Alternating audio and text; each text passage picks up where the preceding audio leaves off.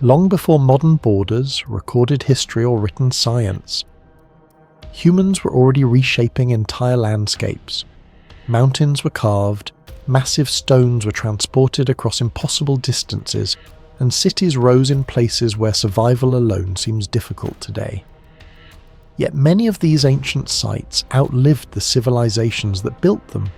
Fires, invasions, earthquakes, and centuries of abandonment erased names, languages, and identities. But the structures remained. What survives now is strangely disconnected from the people behind it. We can measure walls, date materials, and map ruins from space, yet many of the original intentions are still unknown.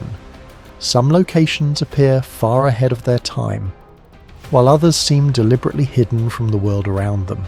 And the more discoveries emerge, the more the ancient world begins to feel less familiar, and far more mysterious than history once suggested.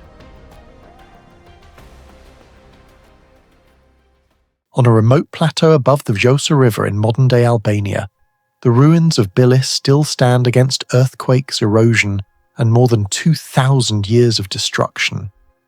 Massive stone walls remain locked together with astonishing precision. Ancient water systems once carried flowing water across steep mountain terrain. Even the theatre was engineered with acoustic accuracy that modern architects still study today. Yet the civilization that built Byllis was never supposed to possess engineering capabilities this advanced. And that is exactly why archaeologists continue to treat Byllis as one of the most mysterious ancient cities in the Balkans.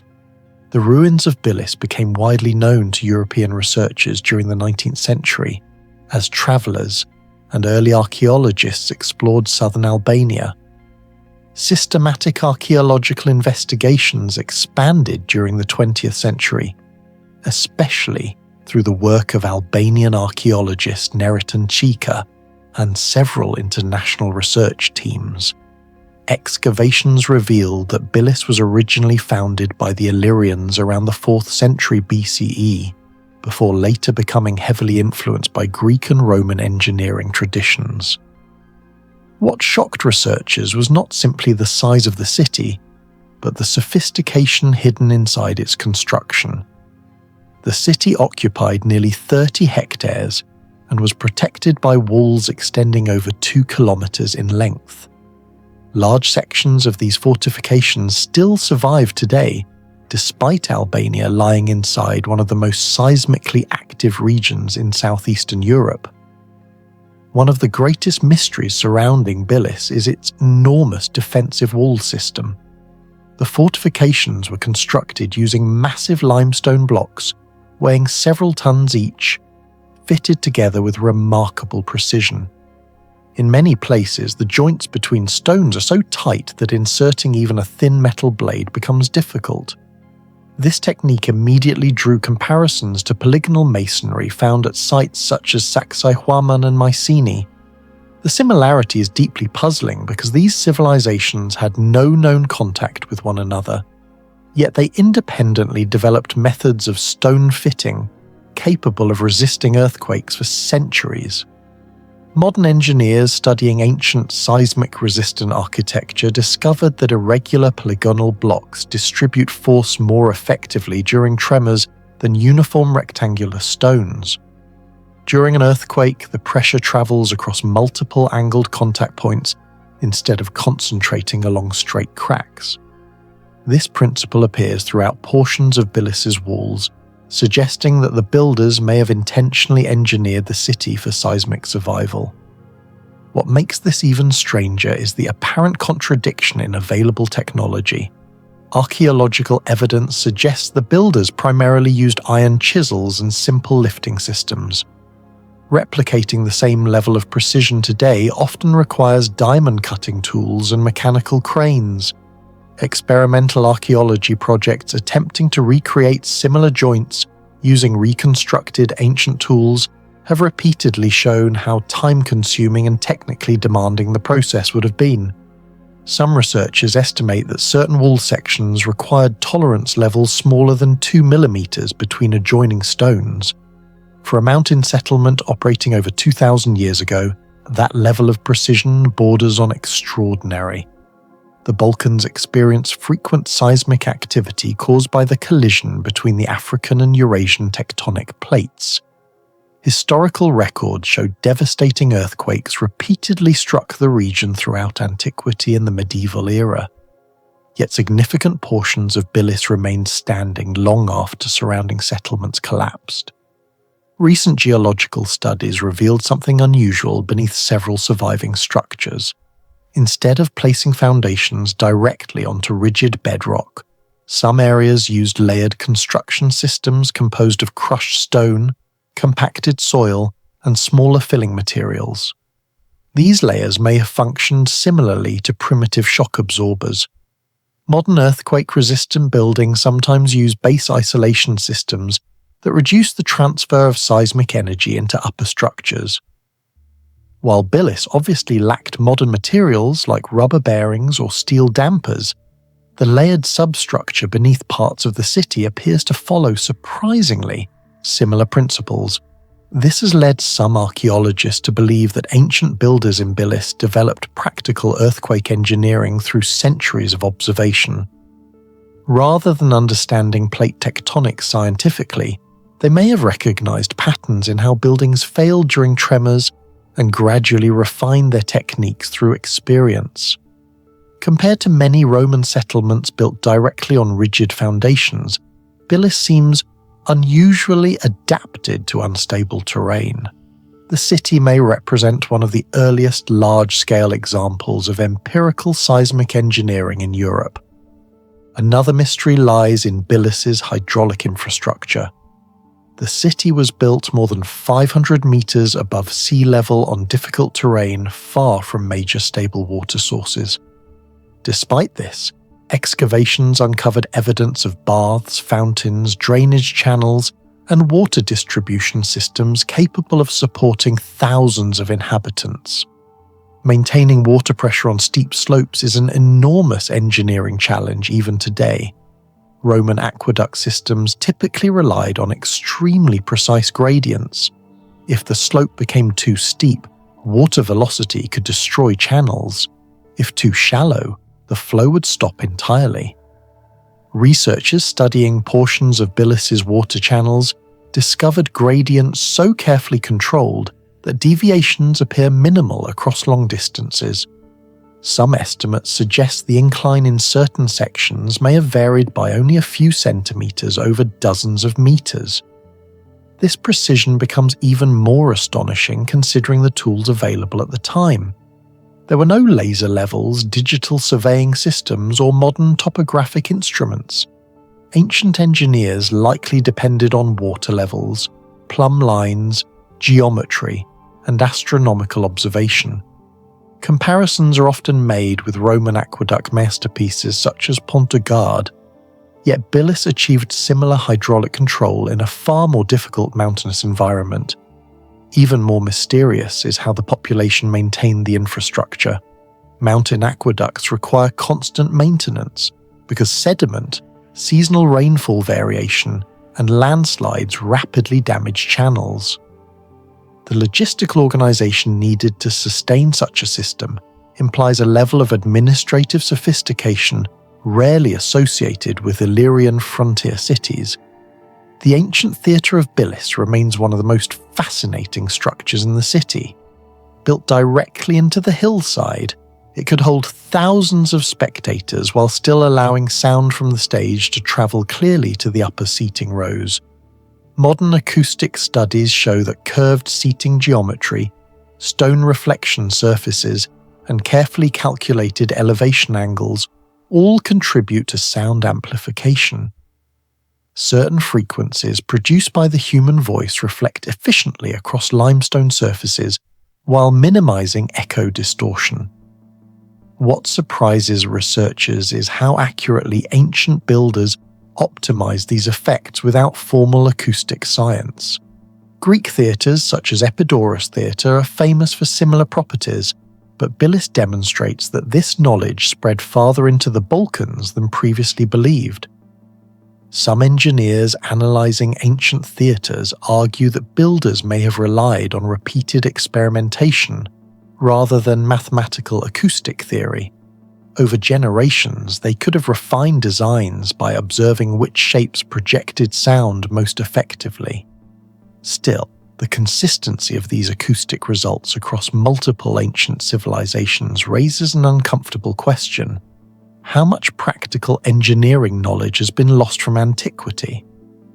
Excavations around Byllis uncovered slag deposits, furnace remains, and traces of metallurgical activity suggesting unusually advanced control over high-temperature production. Certain ironworking residues indicate furnaces capable of maintaining stable combustion temperatures for extended periods. This matters because ancient metallurgy depended heavily on oxygen regulation. Producing stronger iron required balancing airflow carefully inside furnaces. Too much oxygen weakened the metal through oxidation. Too little prevented temperatures from reaching necessary levels. Researchers studying ancient Balkan metallurgy found evidence that some furnace systems may have used naturally controlled airflow through strategically positioned vents and terrain-assisted wind channels. This would have allowed higher temperatures without massive fuel consumption. The sophistication of these systems rivals techniques seen in more famous ancient industrial centres. Comparisons have been drawn to advanced Celtic iron production and even early Roman military metallurgy. Yet the full extent of Byllis's metallurgical capabilities remains unclear because much of the industrial district still lies unexcavated beneath layers of collapse and vegetation. What do you think the people of Byllis truly understood about engineering and construction thousands of years ago? Was this simply lost knowledge developed through generations of observation, or evidence that ancient civilizations were far more advanced than we realize today? Share your thoughts in the comments below. In the Urashti Mountains of modern-day Romania, hidden among dense forests and razor-sharp ridges, the ruins of Piatra Rosie fortress still cling to the mountain like the remains of a lost civilization that understood engineering far beyond what historians once believed possible. The fortress sits more than 1,000 meters above sea level, in terrain so steep that even modern hikers struggle to reach it. Yet more than 2,000 years ago, the Dacians somehow transported massive andesite blocks up these mountains, cut them with astonishing precision, and constructed defensive walls capable of resisting both earthquakes and Roman sieges. But the greatest mystery may not be the fortress itself. Deep within the site, archaeologists discovered traces of advanced ironworking technology that suggest the Dacians possessed metallurgical knowledge far more sophisticated than anyone expected from an Iron Age mountain kingdom. Although local villagers had known about ruins in the mountains for centuries, systematic archaeological investigation of Piatra Rosie only began during the 19th and early 20th centuries, especially after Romanian historian Constantin Daikoviciu expanded excavations across the Dacian fortress network in the 1940s and 1950s. Each excavation revealed new surprises: defensive walls hidden beneath collapsed earth, stone stairways carved directly into bedrock, iron tools, weapon fragments, and evidence of industrial activity on a scale few expected in such an isolated mountain environment. Researchers soon realized that Piatra Rosie was not an isolated fort, but part of a larger defensive system connected to nearby Dacian strongholds, including Sarmisegetusa Regia, the sacred and political capital of the Dacian kingdom.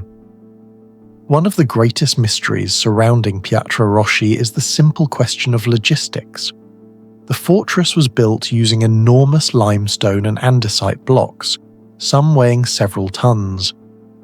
Modern calculations suggest that transporting even a single 2-ton block up slopes exceeding 30 degrees without modern machinery would require dozens of workers, complex rope systems, and carefully engineered ramps. Yet the Dacians completed not just one structure. but an entire fortified mountain complex. The engineering becomes even more mysterious when examining the walls themselves. The fortress employed the famous Murus Dacicus construction technique, a system consisting of two parallel stone walls filled internally with compacted earth and rubble, reinforced with wooden beams. Modern structural engineers studying the remains discovered that this method distributed force extremely efficiently, behaving almost like a primitive anti-seismic design. Similar principles appear in certain earthquake-resistant systems used in modern architecture today. What makes this even stranger is the precision of the stonework. Several surviving blocks show cutting accuracy with deviations measuring only a few millimeters. This level of consistency is difficult to achieve even with iron chisels, unless builders possessed advanced measuring systems and highly specialized stoneworkers. Compared to many contemporary Iron Age fortifications across Europe, the Dacian structures appear unusually sophisticated. Some researchers have even compared portions of the masonry to certain Hellenistic military constructions, though the Dacians supposedly lacked direct access to Mediterranean engineering schools. Leading upward through the fortress are stairways carved directly into exposed bedrock. At first glance, they appear simple, but detailed surveys revealed something unexpected. The height and spacing of many steps remain remarkably uniform, despite the irregular mountain surface beneath them. Engineers examining the site noted that maintaining such consistency without modern leveling instruments would have required advanced practical geometry. Even more intriguing are the drainage features built into the pathways. Small channels carved along certain sections divert rainwater away from the walking surfaces, reducing erosion and preventing dangerous ice accumulation during winter. Considering the brutal freeze-thaw cycles of the Carpathian Mountains, this knowledge of water management was critical. Many medieval mountain fortresses built more than 1,000 years later actually show poorer drainage planning than what is visible at Piatra Rosie. The most controversial discoveries at Piatra Rosie involve evidence of large-scale iron production and advanced metallurgy. Archaeologists uncovered iron slag, furnace remains, blacksmithing tools, weapon fragments, and traces of industrial workshops scattered around the fortress. These findings transformed the understanding of the Dacians from isolated tribal warriors into highly skilled metalworkers capable of sustaining organized industrial activity in extreme mountain conditions. Scientific analysis of recovered iron artifacts revealed surprisingly stable carbon content in several blades and tools. This suggests that Dacian smiths may have possessed a relatively advanced ability to regulate furnace temperatures and control the carburization process during iron production. Some samples demonstrated hardness levels approaching those found in later Roman military equipment. This raises an uncomfortable historical question.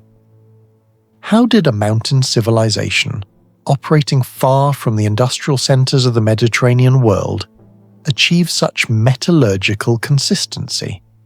Producing iron at scale requires extraordinary logistical coordination. Furnaces capable of smelting iron ore must maintain temperatures exceeding 1,100 degrees Celsius. To achieve this, enormous quantities of charcoal are required. Researchers estimate that producing a single kilogram of workable iron may have consumed several kilograms of charcoal and ore combined. Maintaining this process at high altitude, where oxygen levels are lower and mountain winds are unpredictable, would have been incredibly difficult. Yet evidence suggests the Dacians did exactly that. Some historians believe the Dacian kingdom may have controlled extensive iron resources throughout the Oreshti Mountains, allowing centralized production under royal supervision. Others argue that the scale of metallurgical activity hints at technological exchange with Greek or Roman craftsmen.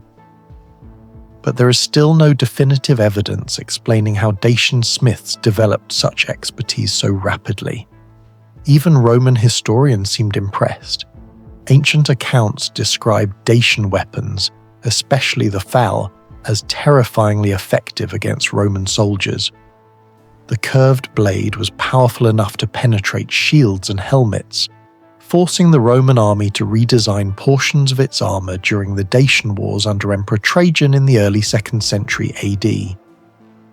Some Roman helmets recovered from battlefields show deep curved impacts consistent with falk strikes.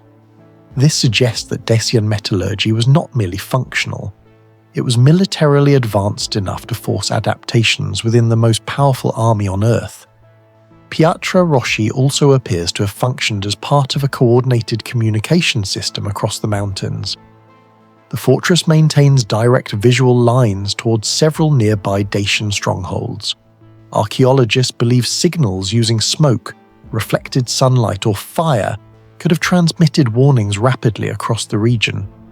What makes this extraordinary is the geographical precision required.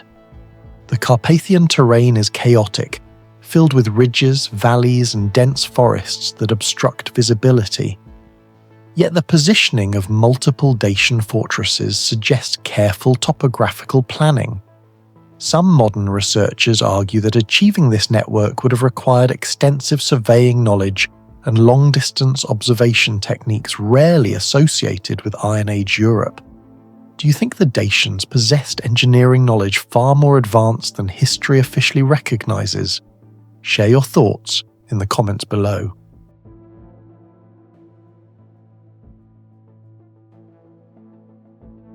In the volcanic hills of central Italy, about 70 kilometers north of Rome, the ruins of Ferento still sit silently above the valleys near Viterbo. At first glance, Ferento looks like another abandoned Roman settlement consumed by time. But beneath its broken theatre, collapsed roads, and buried foundations lies something far more unsettling.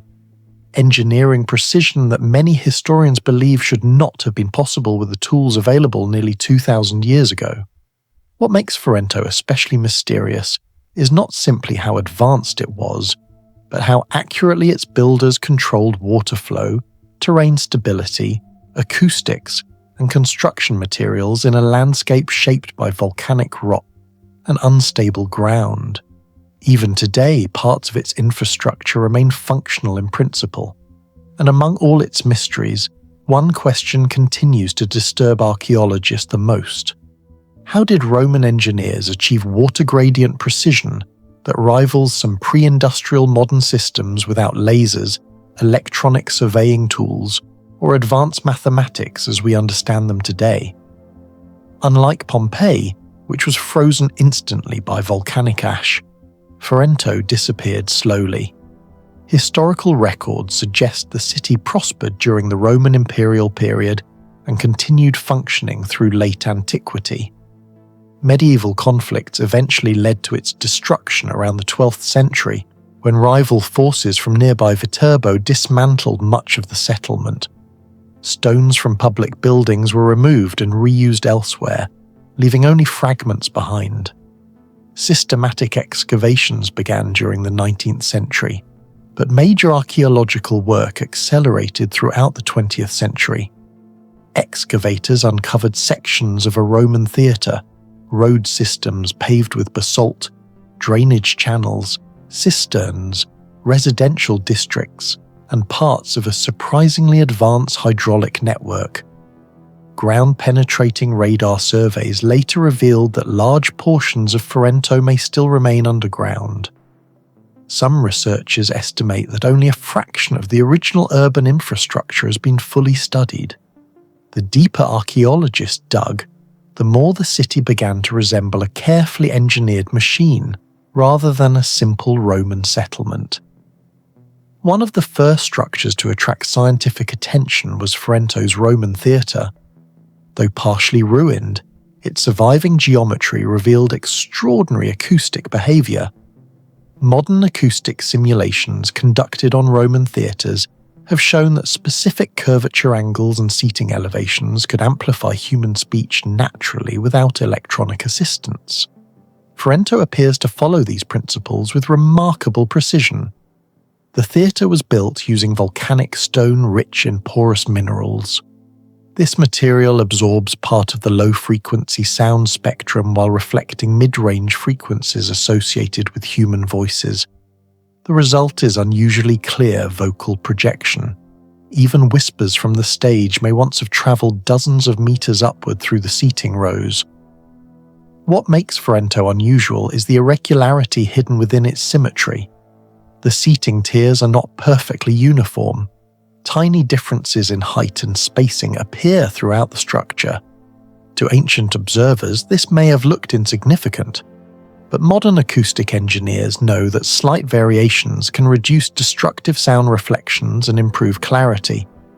Compared to larger Roman theatres such as those at Orange in France or Pompeii, Ferento's theatre was smaller, yet computer reconstruction suggests its acoustic efficiency may have been disproportionately high for its size. This raises uncomfortable questions. Were Roman architects relying entirely on trial and error, or had they developed sophisticated empirical knowledge of sound propagation centuries before acoustic science formally existed? Among all the mysteries of Ferento, none is more controversial than its hydraulic engineering. The city's water infrastructure depended entirely on gravity. For water to move efficiently through channels over long distances, engineers had to maintain an extremely precise gradient. If the slope became too steep, water would erode the channels and destroy the system. If the slope became too shallow, water stagnated. Modern hydraulic systems often maintain gradients measured in mere centimeters over hundreds of meters. Astonishingly, evidence suggests Roman engineers at Ferento achieved comparable precision. Excavated channels reveal subtle but consistent slope adjustments designed to regulate water speed naturally. Some sections include what appear to be primitive pressure control basins intended to slow turbulent flow. Others show carefully calculated elevation changes that prevented overflow during seasonal rainfall. This becomes even more difficult to explain when considering the terrain itself. Ferento sits within a geologically unstable volcanic region. The ground is uneven, fractured, and difficult to survey accurately even with modern equipment. Yet Roman engineers somehow aligned water channels across this environment with extraordinary consistency. Researchers studying Roman aqueducts have measured average slopes as low as approximately 1 meter per kilometer in some systems. Achieving that level of accuracy without laser instruments would require surveying errors smaller than fractions of a degree across enormous distances. Roman engineers likely used tools such as the chorobates, a wooden leveling instrument filled with water channels, alongside weighted plumb lines and astronomical alignment techniques. But many historians argue these methods alone should not have produced the consistency observed across major Roman hydraulic networks. Ferento demonstrates the same mystery on a smaller but equally disturbing scale.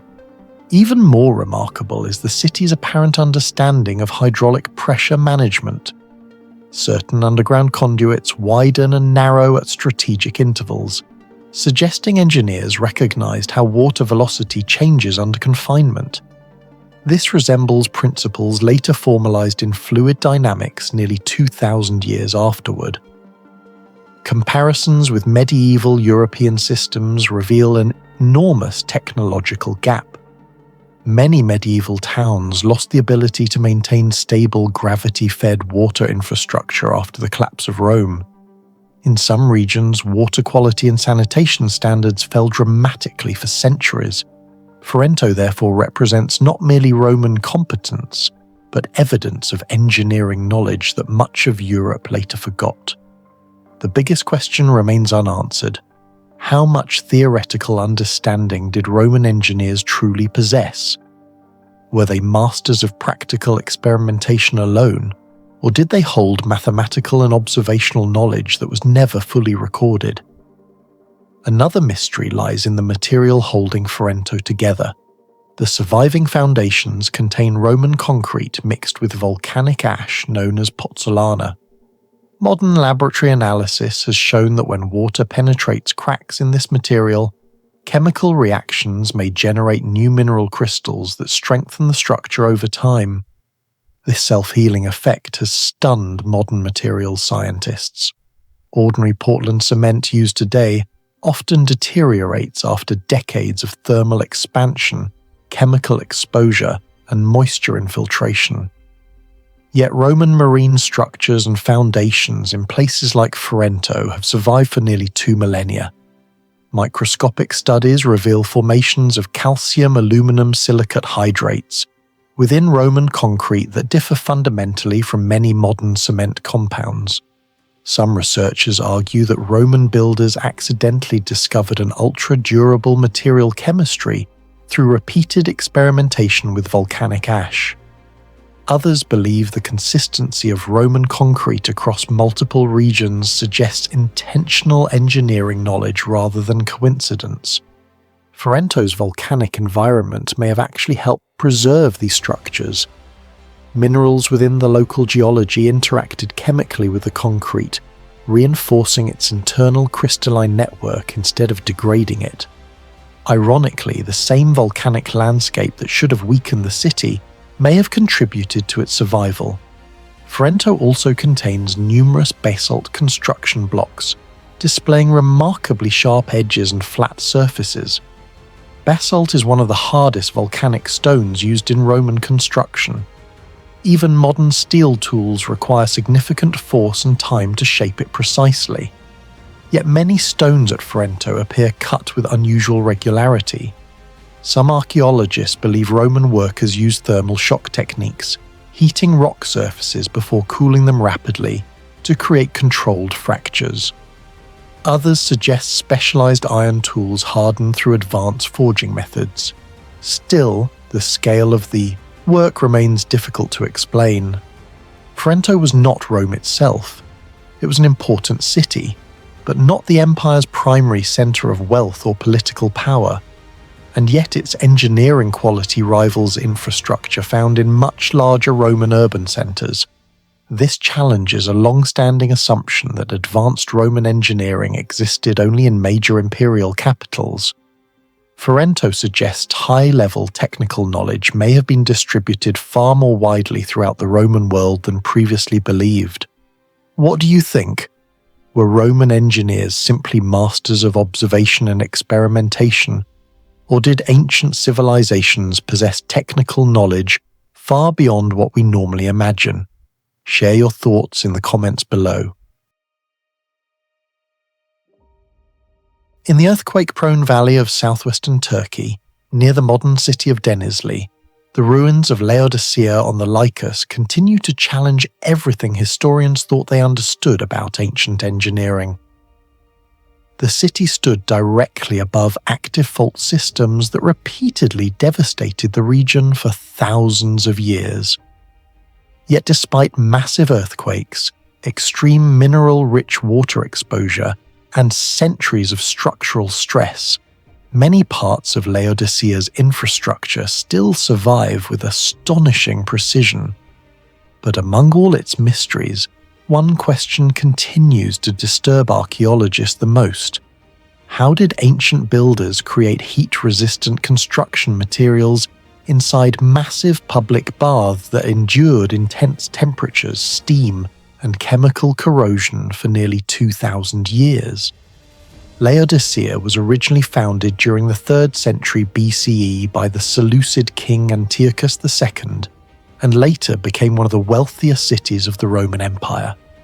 Ancient texts mentioned its enormous trade network, textile industry, and advanced urban planning, but for centuries the city itself remained partially buried beneath layers of sediment and earthquake debris. Systematic excavations accelerated during the 20th century, particularly after Turkish archaeological teams began extensive restoration projects in the early 2000s. Each excavation season revealed increasingly sophisticated engineering hidden beneath the ruins. Underground hydraulic tunnels, pressure-controlled water systems, seismic-resistant foundations, and gigantic bath complexes capable of serving thousands of citizens. What shocked researchers was not merely the scale of the city, but the level of technical precision embedded into nearly every structure.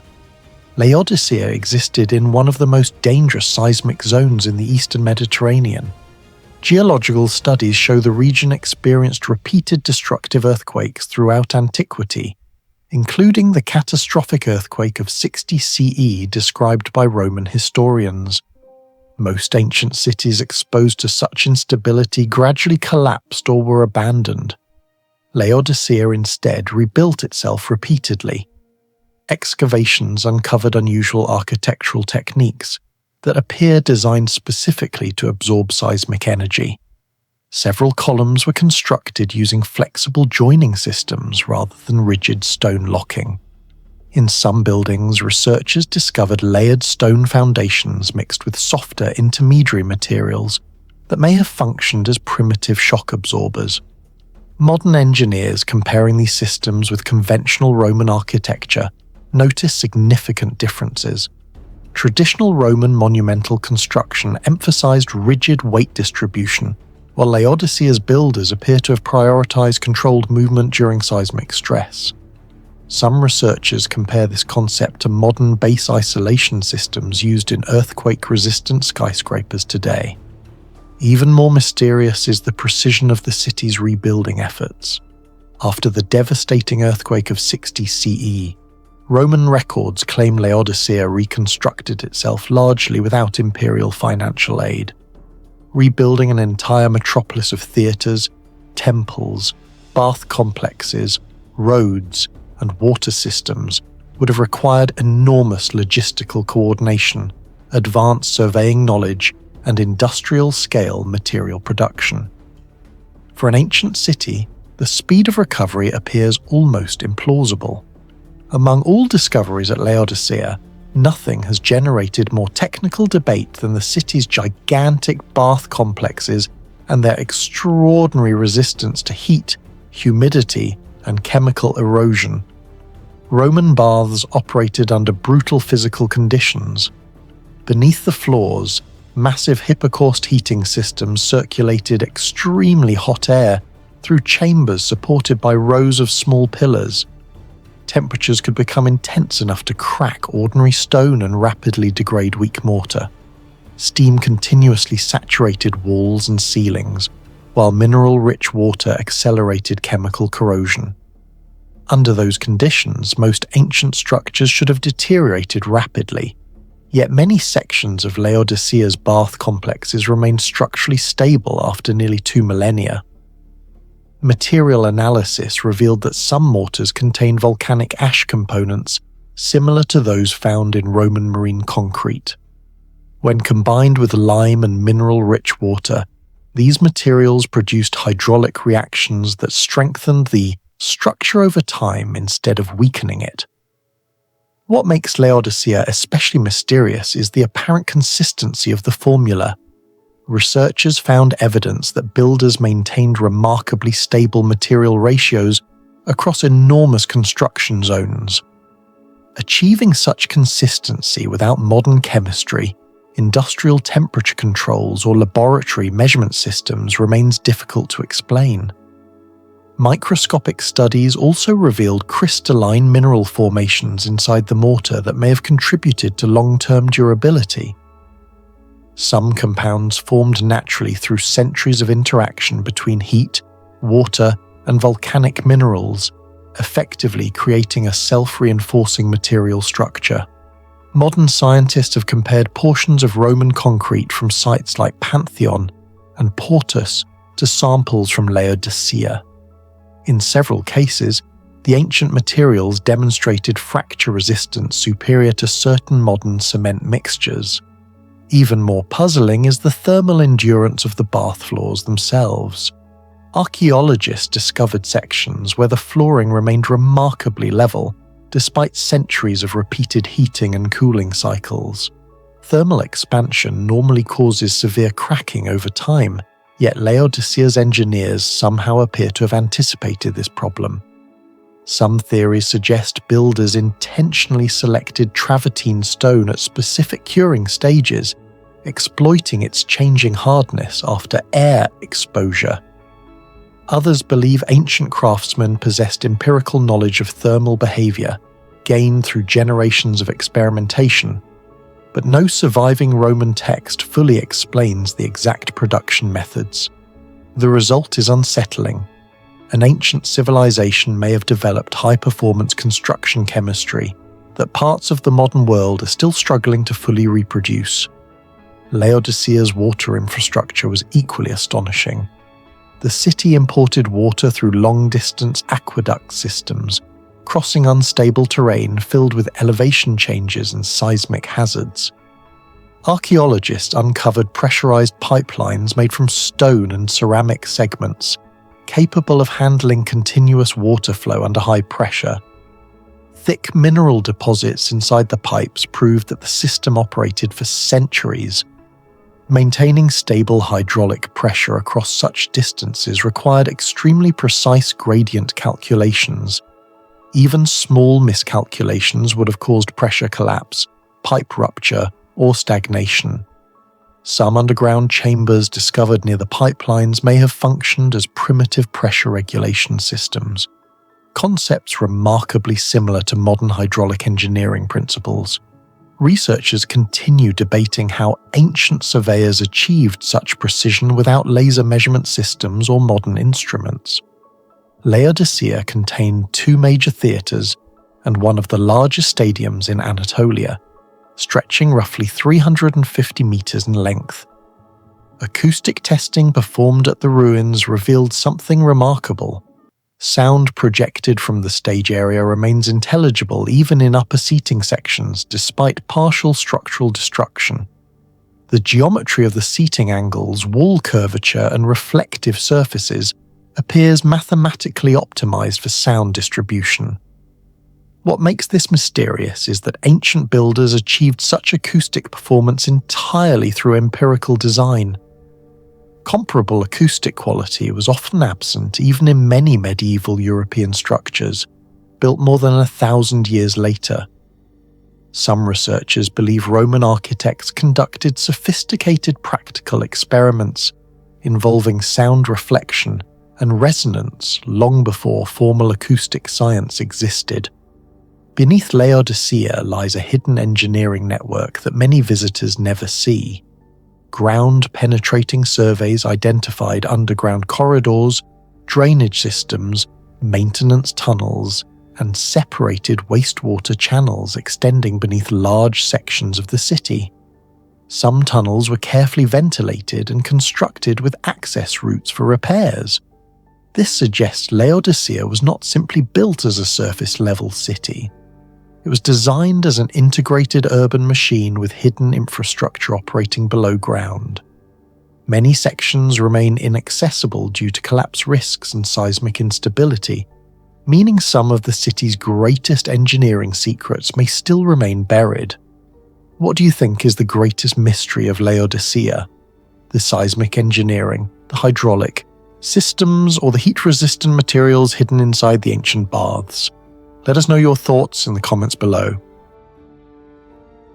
The western edge of the Black Sea, near the modern Romanian region of Dobruja, hides the ruins of Argamum on a rocky limestone plateau, exposed to powerful winds and the salt-heavy air of the Ras-el-Msine lagoon system. At first glance, the site appears small compared to massive ancient cities like Athens or Alexandria, but hidden beneath its broken walls lies one of the strangest engineering mysteries of the ancient world.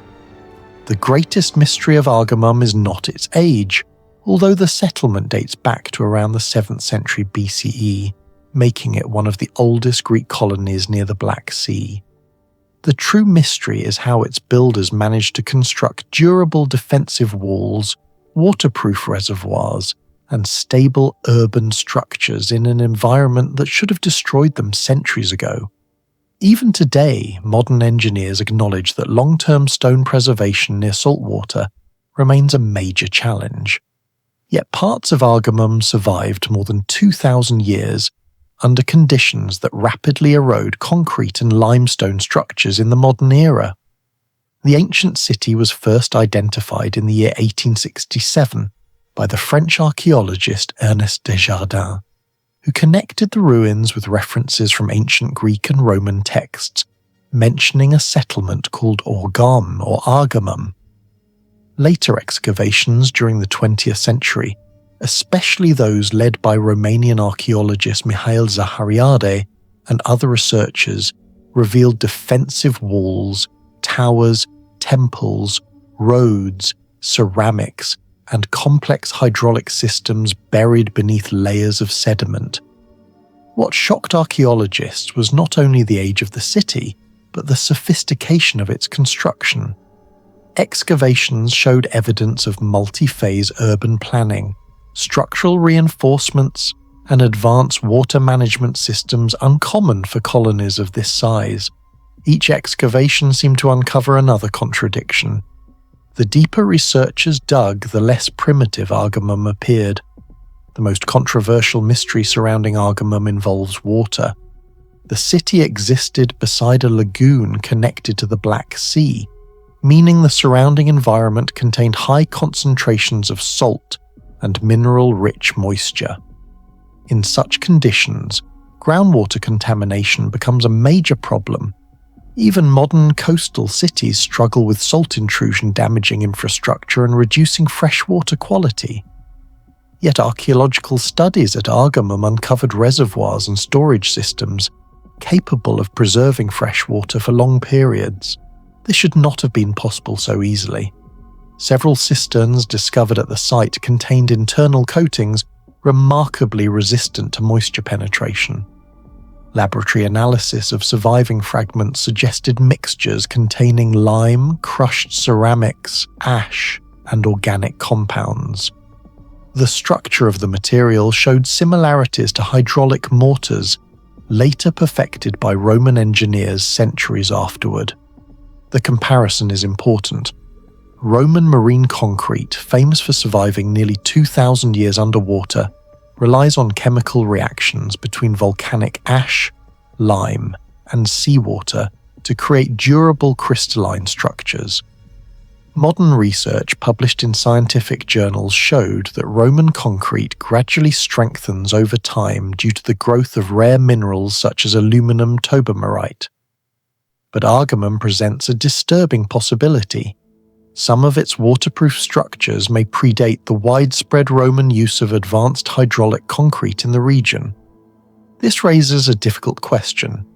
Did Black Sea engineers already understand primitive forms of waterproof mineral chemistry long before historians believed such knowledge became common? Researchers also noticed that certain reservoirs were positioned in ways maximizing natural filtration through limestone layers before water entered storage chambers. This suggests an understanding of geology and groundwater behavior surprisingly advanced for the ancient period. Modern hydrological simulations indicate that improper placement of reservoirs near saline environments usually leads to contamination within decades. Yet some Argamum structures remained functional for centuries. Even stranger, traces of mineral deposits inside the cisterns indicate controlled evaporation and repeated long-term use rather than temporary emergency storage. The city was not improvising, it was engineered to survive. Argamum's fortifications create another unsolved puzzle. The city was exposed to constant coastal winds, seasonal freezing, humidity fluctuations, and possible seismic activity from the broader Black Sea region. Under those conditions, mortar degradation and stone separation normally accelerate dramatically over time. Yet large portions of the defensive walls maintained structural stability for centuries. Some limestone blocks were cut and positioned with unusually tight-fitting joints. In certain areas, archaeologists found evidence that builders intentionally angled wall sections according to natural bedrock fractures, distributing pressure more efficiently through the terrain itself. This resembles engineering strategies seen in far more famous ancient sites. At Machu Picchu, Inca builders aligned stonework with seismic movement patterns to improve earthquake resistance. At Mycenae, defensive walls used terrain-assisted force distribution to increase stability. But Argamum was far smaller and less wealthy, which makes the precision harder to explain. Modern structural analysis suggests even small angular deviations during construction could have weakened the walls significantly over centuries. Yet many surviving sections display alignment accuracy difficult to achieve without reliable surveying methods. Argamum was not only a fortress, it was also a maritime colony deeply connected to Black Sea trade networks. Some archaeologists noticed that several roads and gate orientations appear aligned with solar positions during seasonal transitions. While debate continues over whether these alignments were intentional, statistical measurements show patterns difficult to dismiss as random coincidence. Ancient sailors depended heavily on celestial navigation. Colonies near the Black Sea often required accurate seasonal timing for trade, fishing, and military movement. If Argamum's layout truly incorporated astronomical planning, then the city may have functioned as both a defensive settlement and a navigational reference point. This would place its urban planning closer to sophisticated Greek colonial centres rather than isolated frontier settlements. Another mystery emerged from metal artifacts recovered at the site. Excavations uncovered evidence of bronze processing, iron working, and controlled furnace activity. Chemical analysis of certain fragments revealed relatively stable alloy compositions, implying consistent temperature control during production. This is significant because ancient furnaces were notoriously unstable. Maintaining temperatures above 1,000 degrees Celsius required carefully designed airflow systems and fuel management. Even slight oxygen imbalance could ruin entire batches of metal. Some researchers believe Argamum may have served as a regional manufacturing hub connected to Black Sea trade routes, extending towards Scythian territories and the Mediterranean world. The city may have been far more technologically connected than its isolated ruins suggest today. Do you think Argamum was simply an advanced forgotten colony, or evidence that ancient engineering knowledge was far more sophisticated than history admits? Share your thoughts in the comments below. Norchia sits hidden inside deep volcanic canyons north of Rome, surrounded by forests and collapsing cliffs. At first glance, it looks like a natural landscape, but carved directly into the vertical walls are gigantic Etruscan tombs, stairways, roads, terraces, and geometric facades so precise that many archaeologists still struggle to explain how they were constructed more than 2,000 years ago. Some tomb faces rise over 10 meters high and were cut directly into unstable volcanic tuff without modern surveying equipment, cranes, or steel tools. Even more mysterious, many of those surfaces remain surprisingly symmetrical despite centuries of erosion, earthquakes, and water damage. Norchia is not simply an abandoned necropolis. It is one of the clearest examples of an ancient engineering system that appears far more advanced than historians once believed possible for Iron Age Europe.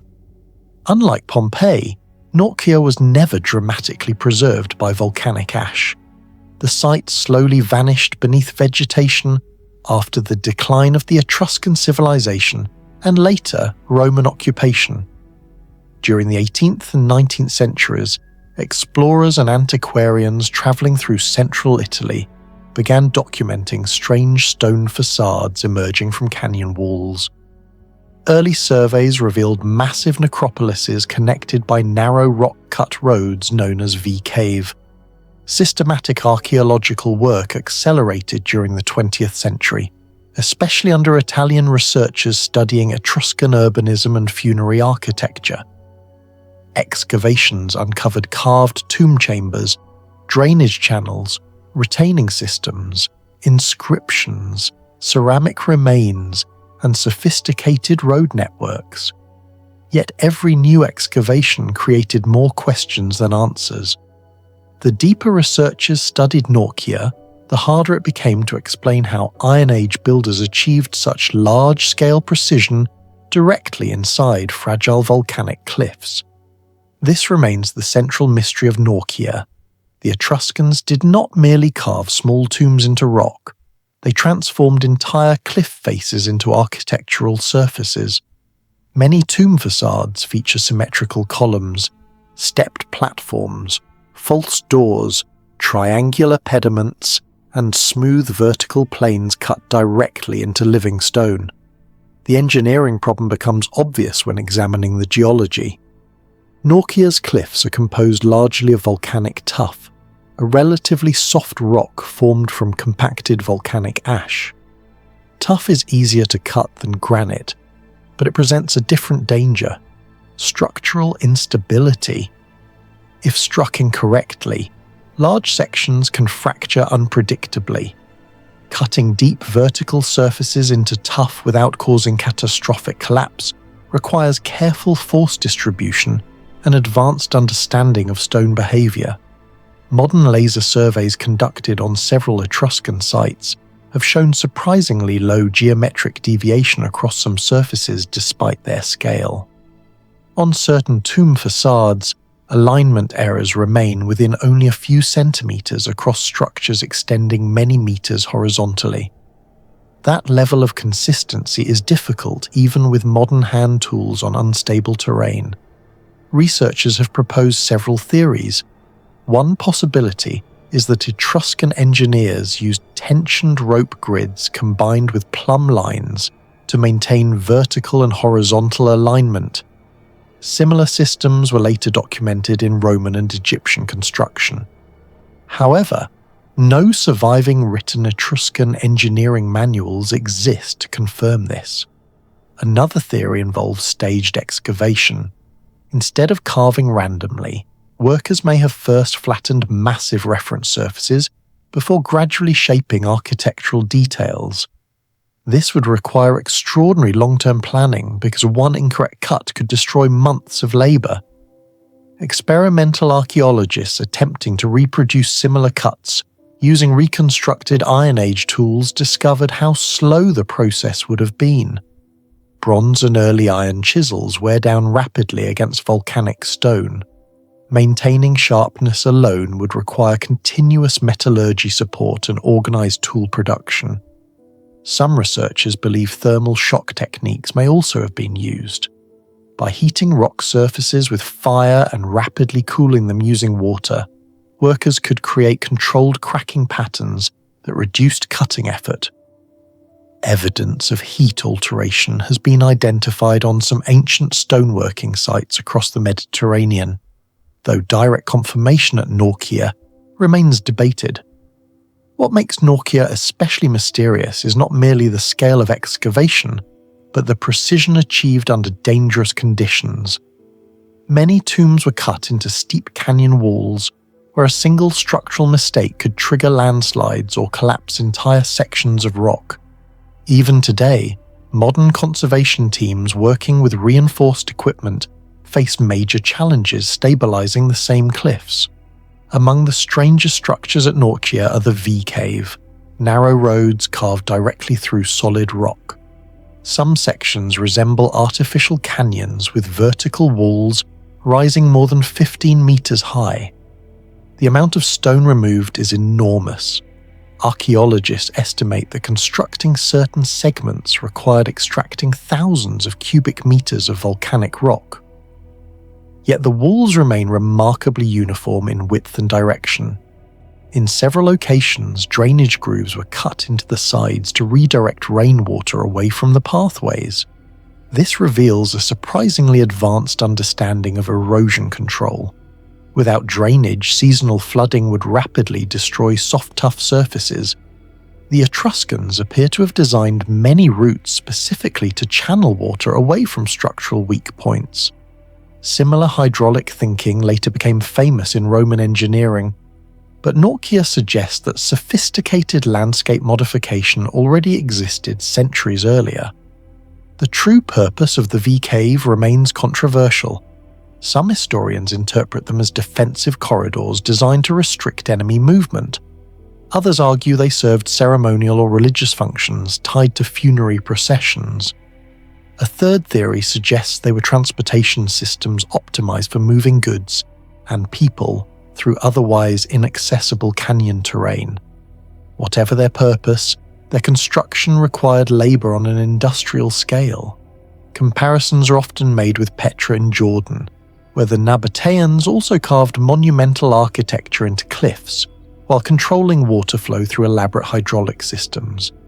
Yet Norchia differs because much of its excavation occurred in narrow, unstable canyon environments rather than broad sandstone facades. Perhaps the most astonishing fact about Norchia is that much of it still exists. Volcanic tuff is highly vulnerable to erosion. Water gradually softens the material, roots penetrate fractures, and seasonal temperature cycles create progressive cracking. Over centuries, entire cliff faces should theoretically collapse. Yet many tomb facades remain standing after more than 2,000 years. This suggests that Etruscan builders understood environmental engineering better than previously assumed. Archaeologists identified channels, grooves, and subtle slope modifications apparently designed to redirect runoff away from vulnerable surfaces. Even small deviations in water flow dramatically affect erosion rates. Modern conservation studies show that redirecting water by only a few degrees can reduce surface degradation significantly over long periods. The Etruscans may have intuitively mastered these principles through generations of observation and experimentation. Certain retaining structures around Norchia also suggest awareness of load distribution. Some carved terraces appear positioned specifically to reduce pressure concentration along unstable rock layers. If true, this would indicate practical geotechnical knowledge centuries before formal engineering sciences existed. Another unresolved mystery is scale. Many Norchia tombs appear disproportionately massive compared to the likely population size of the settlement. Constructing them required enormous labor investment with little practical benefit for survival or defense. Why dedicate so many resources to funerary architecture? Historians believe the Etruscans viewed tombs as symbolic gateways between worlds. But some researchers argue the architecture also functioned as political theatre, displays of engineering power intended to reinforce elite authority. The same pattern appears throughout history. The pyramids of Egypt, the royal tombs of Petra, and the megalithic complexes of Mycenaean Greece all demonstrate civilizations using monumental construction not merely for burial, but for ideological domination. At Norchia, however, the challenge was amplified by terrain. Building vertically into canyon walls required planning, surveying, excavation sequencing, and structural risk management far beyond ordinary stone construction on flat ground. What do you think the Etruscans truly knew about stone engineering that history has completely forgotten? Share your thoughts in the comments below.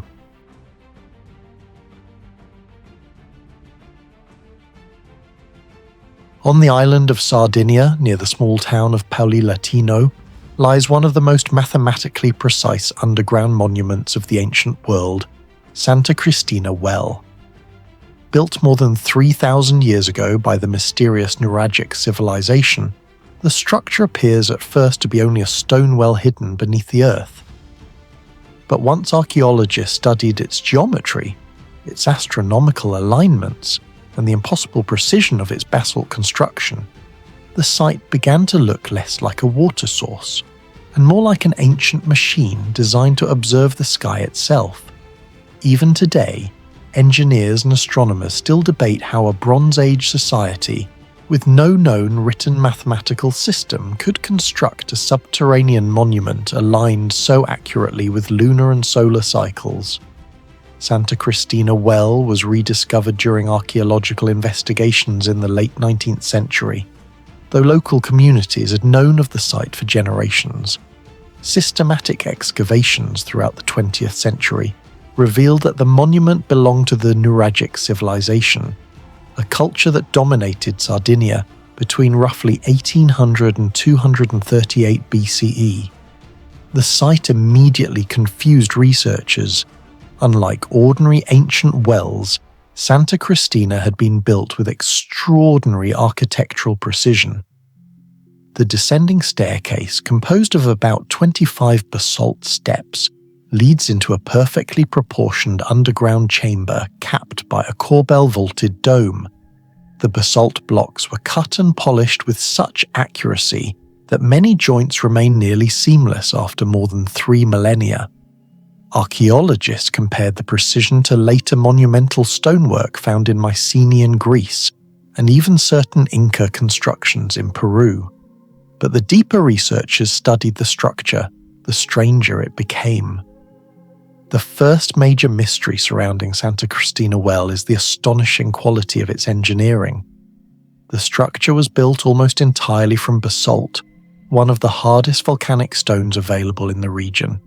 Basalt is extremely difficult to shape even with modern steel tools, yet the Nuragic builders cut massive blocks into carefully curved forms that fit together with near-perfect symmetry. The underground chamber forms a truncated beehive dome created through corbel construction, where each stone layer slightly overlaps the previous one until the ceiling closes at the top. This technique requires extremely accurate weight distribution. A small miscalculation can collapse the entire structure inward. Modern surveys using laser scanning have shown that the chamber maintains remarkable geometric balance. The walls narrow gradually toward the opening above with minimal deviation from the central axis. Some engineers estimate the margin of error to be surprisingly small for a prehistoric structure built without modern measurement equipment. What makes the mystery deeper is the absence of evidence for advanced tools. No metal saws capable of precision basalt cutting have been discovered from the Nuragic civilization. Bronze tools existed, but bronze is softer than basalt itself. This raises a difficult question. How were these stones shaped so accurately? Researchers have proposed several possibilities. Some believe generations of specialized craftsmen slowly perfected stoneworking methods through abrasion using harder volcanic minerals. Others suspect the Nuragic people possessed far more advanced engineering knowledge than historians previously believed. The precision becomes even more difficult to explain considering the construction occurred underground. Transporting, positioning, and balancing multi-ton stone blocks inside a confined excavation chamber would have been an enormous technical challenge even for later civilizations. The most famous and controversial mystery of Santa Christina Well is its astronomical alignment. At certain times of the year, sunlight enters the staircase at an exact angle, illuminating the water chamber below in a dramatic beam of light. But the truly extraordinary phenomenon involves the moon. Researchers discovered that during the major lunar standstill cycle, an astronomical event occurring roughly every 18.6 years, moonlight reflects directly down through the opening at the top of the dome and into the underground chamber. This is not random. To create such an effect, the builders needed precise knowledge of the moon's long-term movements across the sky. Lunar standstills occur because the moon's orbital path gradually shifts relative to Earth over nearly 2 decades. Predicting this cycle requires extended astronomical observation across generations. Modern astronomers calculate lunar standstills using mathematical models and long-term tracking data, yet Santa Christina appears deliberately aligned to this phenomenon more than 3,000 years ago. Some archaeoastronomers argue the well functioned as a ceremonial observatory, essentially a prehistoric device for tracking celestial cycles. The descending staircase acts almost like a tunnel guiding light into the Earth itself. Comparisons are often made with sites such as Newgrange in Ireland or Stonehenge in England, where sunlight aligns with ancient architecture during solstices. but Santa Christina differs in one crucial way. Most ancient observatories are open-air monuments. Santa Christina achieves astronomical precision underground. That dramatically increases the engineering difficulty. Even a small deviation in angle would prevent the moonlight from reaching the chamber correctly. Some researchers estimate the alignment error is only a few degrees or less. The implications are enormous. If intentional, the builders possessed a level of astronomical understanding far beyond what is normally associated with Bronze Age Mediterranean societies. Another unresolved mystery is the structure's extraordinary durability. Underground chambers are highly vulnerable to water pressure, erosion, soil movement, and humidity damage. Over centuries, most ancient subterranean structures partially collapse, yet Santa Christina well remains astonishingly intact. The secret may lie in the stone placement itself. The basalt blocks were assembled without heavy mortar, relying instead on gravity and geometric locking. Each stone distributes force across the structure in a self-stabilizing system. Modern structural engineers have compared this principle to techniques later used in Roman arches and certain Inca walls at Machu Picchu. But there is still a problem. The Nuragic civilization predates many of these famous engineering traditions. Santa Christina may represent an independent development of advanced structural principles centuries before similar ideas became widespread elsewhere. Hydrological studies also suggest the builders carefully selected the location to control groundwater flow. The well continuously collects clean water while avoiding catastrophic flooding inside the chamber. Achieving this balance underground without modern geological instruments would have required remarkable environmental knowledge. Researchers and visitors have long noticed unusual acoustic behavior within the underground chamber. Because of the dome's geometry and the narrow descending staircase, sounds echo with surprising intensity. Certain frequencies appear amplified, especially low human vocal tones. Some archaeologists believe rituals may have been performed inside the chamber, where echoes could create an overwhelming psychological effect. In darkness, illuminated only by reflected celestial light, the underground space would have seemed deeply supernatural to ancient observers. Interestingly, similar acoustic effects have been identified at sacred sites, such as Chichen Itza and certain prehistoric temples on Malta. This raises another question.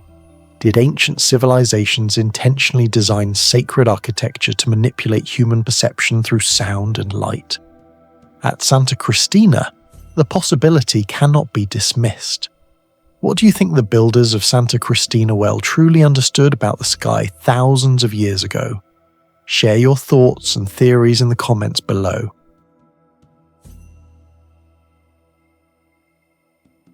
In the mountains of the South Caucasus, where earthquakes regularly fracture the landscape and wars have erased entire kingdoms from memory, archaeologists uncovered the remains of a city that should not have existed in such a place. Tigranakert of Artsakh was hidden for centuries beneath the layers of earth and collapsed stone in the region historically known as Artsakh, near modern Nagorno-Karabakh. The city is believed to have been founded during the reign of Tigranes the Great in the 1st century BCE, at the height of the Armenian kingdom. But what shocked researchers was not simply the age of the ruins, it was the engineering. Massive defensive walls stood on unstable mountain terrain. Stone blocks weighing several tons had been cut with astonishing precision. Drainage systems still followed mathematically consistent gradients after more than 2,000 years.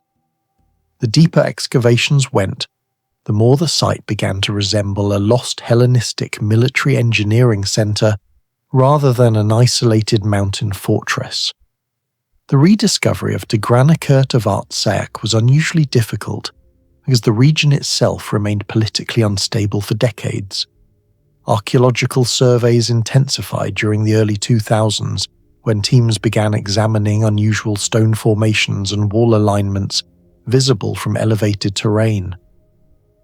Excavations soon revealed carefully cut limestone blocks, defensive fortifications, ceramic fragments, and remnants of urban planning buried beneath the plateau.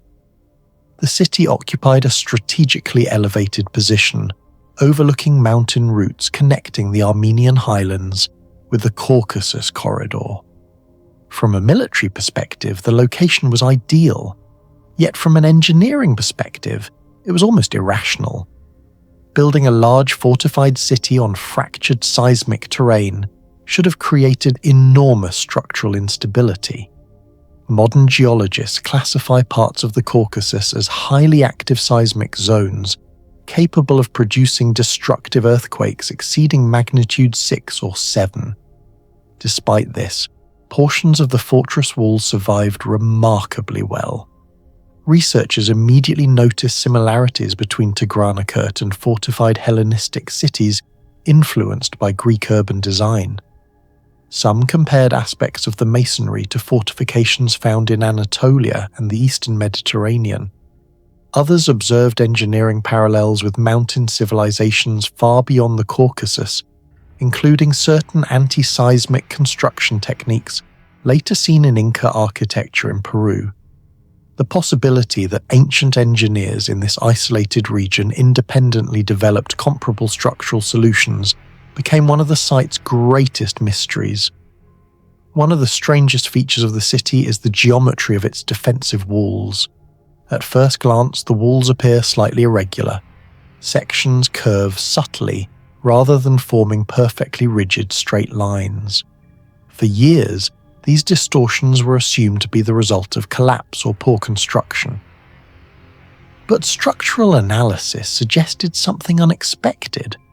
The walls may have been intentionally designed to absorb seismic stress. In modern earthquake engineering, rigid, straight structures are often more vulnerable because shock waves travel through them without interruption. Curved or segmented forms can distribute force more effectively. At Tigranakert, some stone joints appear deliberately tight but not completely locked. This allowed microscopic movement between blocks during tremors.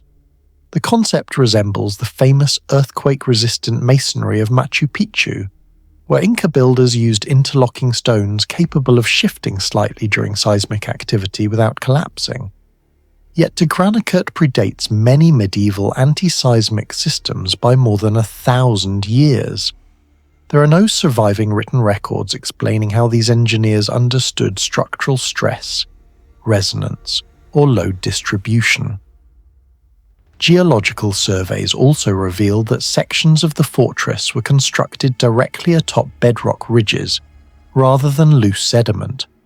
This would have dramatically improved stability during earthquakes.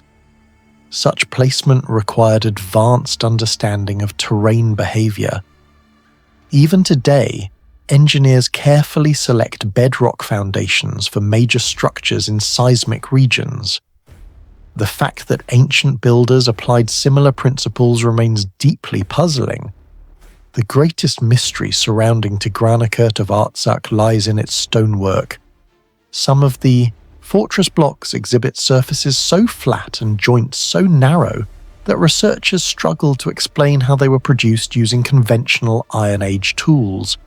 Several blocks weighing multiple tons were shaped with near-geometric precision, despite the hardness of the local limestone.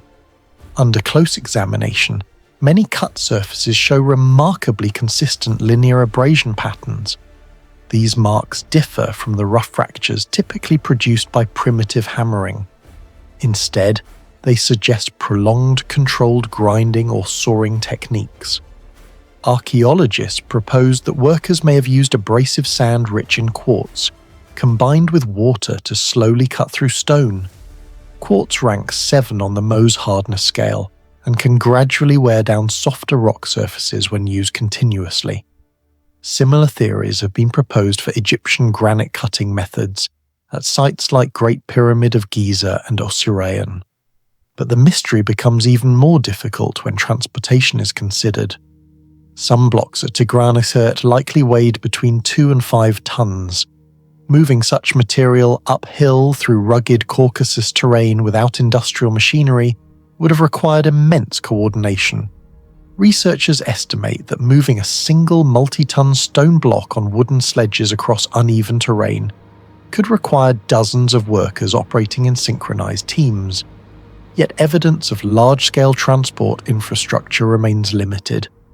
Even more puzzling are the near-perfect alignments between certain wall sections.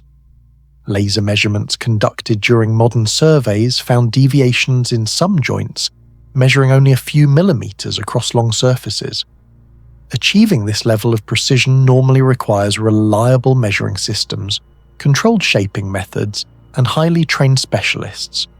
Comparisons have been made with polygonal masonry found at Sacsay-Huaman, where enormous stones fit together so tightly that a blade cannot easily pass between them. Although the masonry style at Tigranakert is less complex, the principle of ultra-precise fitting appears surprisingly similar.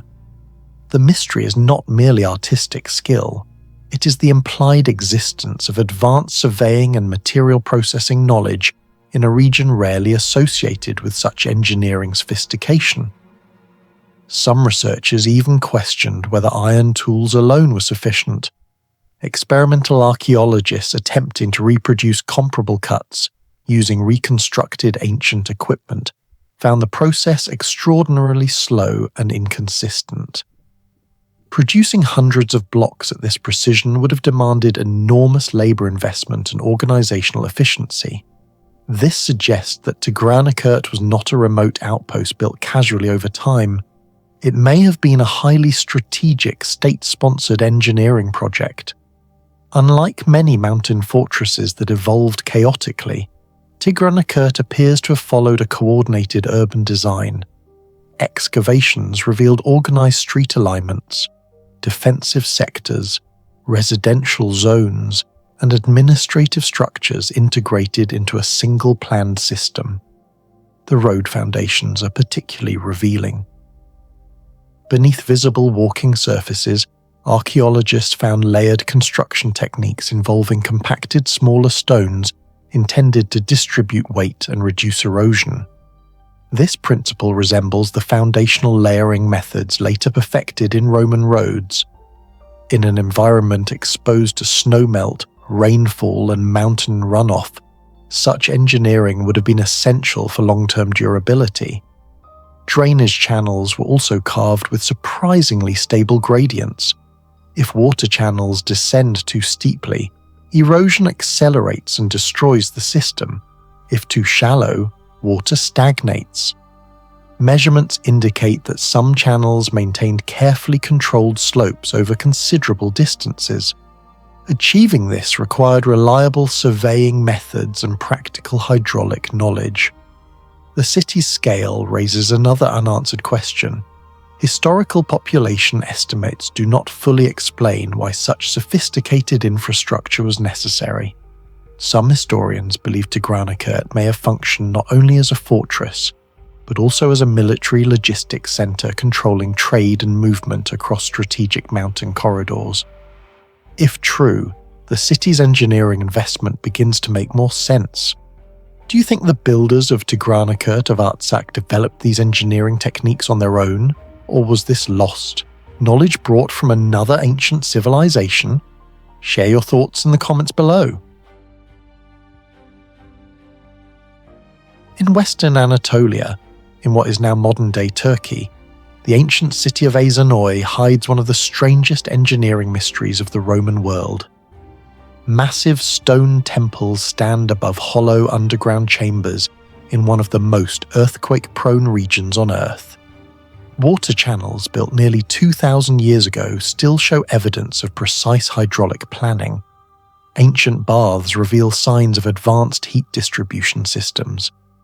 But the most disturbing mystery may be the waterproof material used throughout the city, a substance that has resisted moisture, freezing temperatures, erosion, and time for nearly 20 centuries. Even today, researchers still debate how Roman engineers at Ezanoi achieved a level of durability that some modern materials struggle to match. Ezanoi remained largely forgotten for centuries beneath the plains of Anatolia. European travellers documented scattered ruins in the 18th and 19th centuries, but systematic excavations did not begin until the early 20th century. Archaeologists soon realized this was not an ordinary Roman settlement. Beneath layers of collapsed stone and soil, they uncovered an unusually well-preserved temple of Zeus, an enormous theatre stadium complex, sophisticated bathhouses, and underground hydraulic systems extending across the city.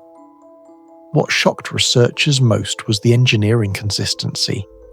Across multiple structures built during different periods, the same precision appeared repeatedly. Identical stone alignment methods, advanced drainage planning, and materials that showed remarkably low structural decay despite exposure to earthquakes and severe winters for almost 2,000 years. The Temple of Zeus at Ezanoi remains one of the greatest structural puzzles in Roman archaeology. The temple stands on top of a massive vaulted underground chamber. In ancient construction, placing thousands of tons of stone above hollow spaces was extremely risky. Uneven pressure could easily trigger catastrophic collapse. Yet Ezanoi survived repeated seismic activity in Anatolia, one of the most tectonically unstable regions in the Mediterranean. Modern geological studies estimate that Western Turkey has experienced dozens of destructive earthquakes above magnitude 6 over the last 2 millennia. Despite this, major sections of the temple remain standing. Some structural engineers believe the underground chamber may have unintentionally functioned like a primitive seismic buffer. The vaulted cavities beneath the temple could have distributed stress waves during earthquakes, instead of transmitting force directly into the structure above. Similar principles are now used in modern base isolation systems, designed for skyscrapers and bridges in earthquake zones. The mystery becomes even deeper when considering the precision of the stonework. Many blocks weigh several tons each and fit together with minimal gaps. Unlike sites such as Rome or Baalbek, there is limited evidence at Ezanoi for gigantic lifting cranes or industrial-scale stone transport systems. Researchers still debate how Roman engineers moved and positioned these stones across uneven Anatolian terrain with such extraordinary accuracy. The city's water management system reveals another layer of unexplained sophistication. Ground-penetrating radar surveys have identified underground ceramic and stone pipelines extending beneath major parts of the settlement. These channels were designed with extremely controlled gradients to maintain stable water flow. In some sections, the slope variation is only a few centimeters across hundreds of meters. Even small errors in incline could have caused stagnation, flooding, or pressure failures. Achieving this level of precision without laser instruments or modern surveying tools remains difficult to fully explain. Roman engineers were famous for aqueduct systems across the empire, but Ezanoi presents unusual local adaptations. Seasonal rainfall in Anatolia varies dramatically between dry summers and freezing winters. The drainage network appears specifically designed to regulate excess water, while preventing structural erosion during heavy seasonal changes. Researchers comparing Ezanoi to cities like Pompeii and Ephesus noticed that some of its underground channels were reinforced more heavily than expected for a settlement of its size. This suggests the inhabitants may have possessed advanced, practical knowledge of long-term hydraulic stress and soil instability. The bath complexes at Ezanoi reveal signs of thermal engineering that continue to puzzle researchers. The Romans widely used the hippocus system, where hot air circulated beneath floors to heat rooms. However, evidence from Ezanoi suggests a more advanced approach to heat distribution. Archaeologists discovered carefully spaced hollow chambers beneath flooring systems, combined with specially formulated bricks capable of retaining heat for extended periods. Thermal studies indicate the design may have allowed heat to spread more evenly across large interior spaces instead of concentrating near furnace areas. This created a surprisingly stable indoor temperature system. In some sections, the arrangement resembles primitive forms of centralized climate control rather than simple underfloor heating. The engineering challenge becomes even more impressive when considering fuel efficiency. Anatolia did not possess the endless timber resources available in some parts of the Roman Empire. Maintaining large heated public baths would have required highly optimized fuel consumption. Some researchers believe the Ezanoi baths were engineered specifically to maximize heat retention while minimizing wood usage. Among all the mysteries surrounding Ezanoi, none has generated more scientific interest than its waterproof construction materials. Several reservoirs, canals, and bath structures still preserve traces of water-resistant coatings, despite nearly 2,000 years of exposure to rain, frost, mineral corrosion, and seasonal temperature fluctuations. Modern laboratory analysis revealed that these materials contain complex mixtures of lime, volcanic minerals, crushed ceramics, and locally sourced aggregates. The Romans are known for developing hydraulic concrete using volcanic ash called pozzolana, particularly around the Bay of Naples in Italy. Structures like the Pantheon and Roman harbours benefited from this technology. But Ezanoi presents a major problem for historians. Western Anatolia is far from the primary Italian volcanic ash sources traditionally associated with Roman waterproof concrete. This has led to several competing theories. One possibility is that engineers at Ezanoi imported volcanic material through long-distance trade networks stretching across the Mediterranean. However, transporting massive quantities of heavy mineral material over such distances would have been enormously expensive and logistically difficult. Another theory is far more controversial. Some material scientists believe local engineers may have independently developed a regional formula using Anatolian minerals capable of producing similar chemical reactions to pozzolana-based Roman concrete. Microscopic studies have shown evidence of mineral crystallization inside some surviving mortar samples. These crystals may have continued strengthening the material over time through interactions with water, similar to processes recently identified in Roman marine concrete. In 2023, researchers studying ancient Roman concrete discovered self-healing reactions involving lime clasts and calcium-rich water exposure. Cracks in the material could partially reseal themselves over time. If similar reactions occurred at Ezanoi, it would help explain why certain structures resisted water penetration for nearly 2 millennia. What makes the mystery even more unsettling is the comparison to modern concrete. Many 20th century reinforced concrete structures begin degrading within 50 to 100 years due to moisture intrusion, steel corrosion, and freeze-thaw expansion. Yet parts of Ezanoi's hydraulic systems remained functional for nearly 20 times longer without modern chemical additives or industrial manufacturing. Even today, scientists still cannot fully reproduce the long-term durability of some Roman waterproof materials under identical environmental conditions. Ezanoi also contains one of the rarest architectural combinations in the Roman world: a theatre physically connected to a stadium. Normally, these were separate facilities serving entirely different purposes. The integrated design raises questions about acoustics and crowd engineering. Modern sound tests performed at surviving sections suggest the geometry of seating angles and stone surfaces amplified voices with remarkable efficiency. Some researchers believe the structure may have been carefully optimized to control echo patterns and crowd movement simultaneously.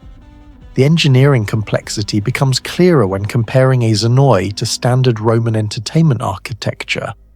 Combining two massive public venues into a single structural system created enormous pressure distribution challenges. Yet much of the complex survived earthquakes and centuries of abandonment. In southeastern Romania, overlooking one of the most important waterways in Europe, the ruins of Capidava still stand above the banks of the Danube River. At first glance, it looks like another forgotten Roman frontier fortress. But archaeologists quickly realized something about Capidava did not make sense. The walls were positioned with unusual geometric precision against the terrain. The drainage system still functioned after nearly 2,000 years. Massive stone defences survived centuries of invasion, earthquakes, winter expansion, and river erosion in a region where many later medieval structures completely collapsed. Even more mysterious, some of the engineering techniques used here appear far more advanced than what historians normally associate with a remote military outpost on the edge of the Roman Empire. Capidava was originally constructed during the reign of Emperor Trajan in the early 2nd century AD as part of the Roman defensive frontier known as the Limes Scythicus. The site was strategically positioned on a limestone cliff directly above a narrow sector of the Danube, allowing Roman forces to monitor troop movement, trade routes, and potential invasions from the north. Archaeological excavations beginning in the 1920s revealed barracks, towers, roads, hypocaust heating systems, workshops, water channels, and defensive walls reaching several meters thick. But what attracted the attention of researchers was not only the scale of the fortress, it was the precision of its survival. One of the greatest mysteries surrounding Capidava is the fortress's structural endurance. The region experiences dramatic annual temperature variation, sometimes exceeding a difference of 50 degrees Celsius between summer heat and winter freezing conditions. In engineering terms, such thermal cycling slowly destroys masonry through expansion and contraction. Yet large portions of Capidava's walls remained stable for almost 2 millennia.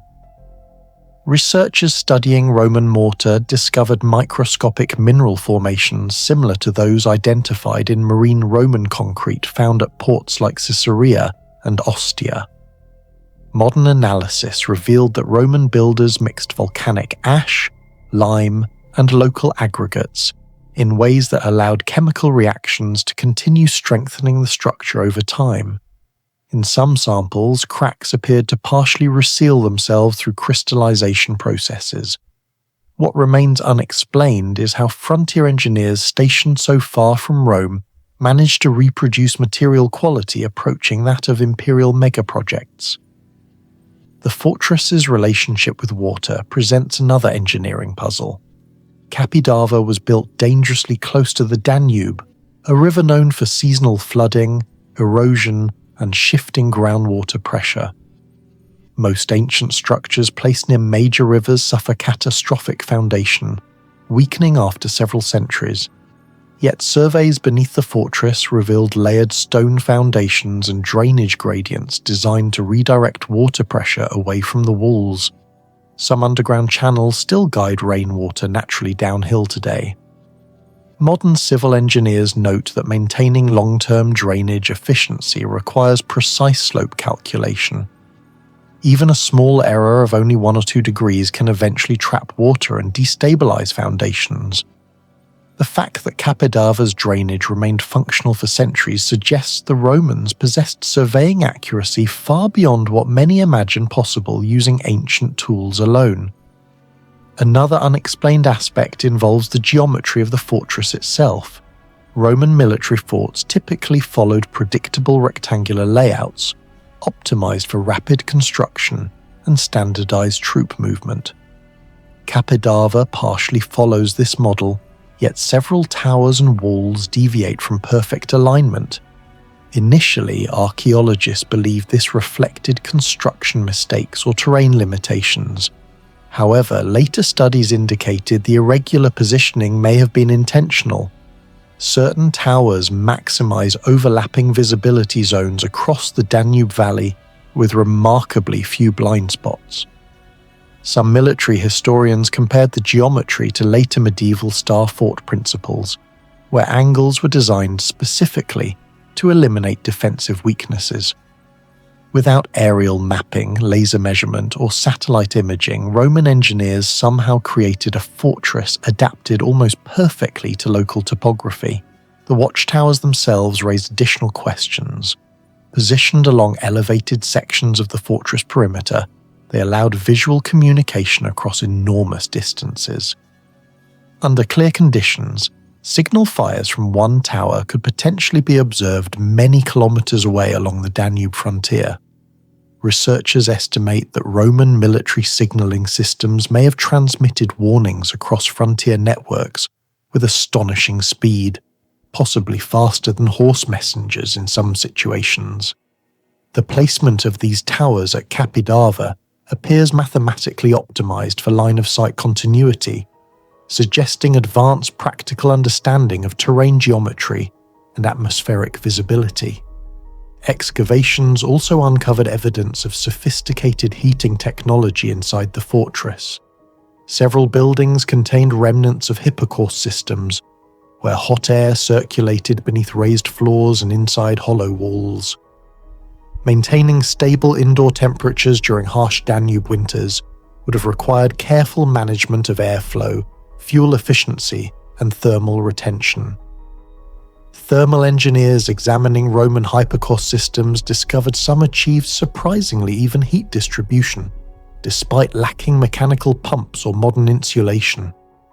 The mystery is not simply that the Romans possessed heating technology, it is that such advanced systems existed at a remote frontier stronghold rather than only inside wealthy urban centres like Rome or Constantinople. One of the most debated mysteries concerns the fortress's repeated destruction and reconstruction. Capidava suffered attacks from Goths, Huns, Avars, and later regional conflicts during the Byzantine era.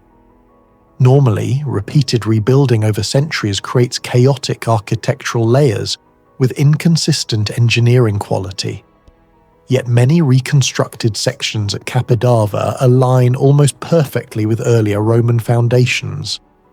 Archaeologists found evidence that later builders reused original measurement systems and structural proportions with remarkable consistency. This suggests either the survival of detailed engineering knowledge across generations or the existence of standardized construction methods sophisticated enough to be replicated centuries later. Stone markings discovered throughout the fortress have deepened the mystery even further. Various blocks and bricks contain carved symbols unlike standard Roman military insignia. Some researchers believe these may have been assembly marks used by engineering teams to organize construction sequences, similar to coded placement systems found in certain medieval cathedrals. Others argue they could represent logistical information related to quarry origin, positioning, or stress-bearing orientation. If true, Capidava may preserve evidence of an unexpectedly advanced organizational system within Roman military engineering. The surrounding landscape adds another layer of intrigue. Geological surveys indicate the limestone plateau beneath Capidava offered exceptional natural defensive advantages, but also severe engineering challenges due to uneven bedrock fractures. Instead of leveling the terrain completely, Roman engineers appear to have integrated natural rock formations directly into the fortress foundation. This reduced structural stress while improving stability against erosion. Modern architects often use similar adaptive foundation strategies in earthquake-prone regions. The possibility that Roman engineers intentionally manipulated geological load distribution nearly 2,000 years ago continues to surprise researchers. Comparisons with other Roman frontier forts make Capidava even more unusual. Many sites along Hadrian's Wall in Britain or the Rhine frontier show impressive military planning, yet Capidava demonstrates an unusual balance between environmental adaptation, hydraulic control, and defensive geometry. Some scholars argue the fortress represents a regional evolution of Roman engineering, optimized specifically for Danube conditions. Others believe Capidava may reflect knowledge transferred from eastern provinces where hydraulic engineering traditions were already highly advanced. What do you think was the most advanced mystery hidden inside Capidava? The engineering, the materials, or the knowledge behind its construction? Let us know your thoughts in the comments below.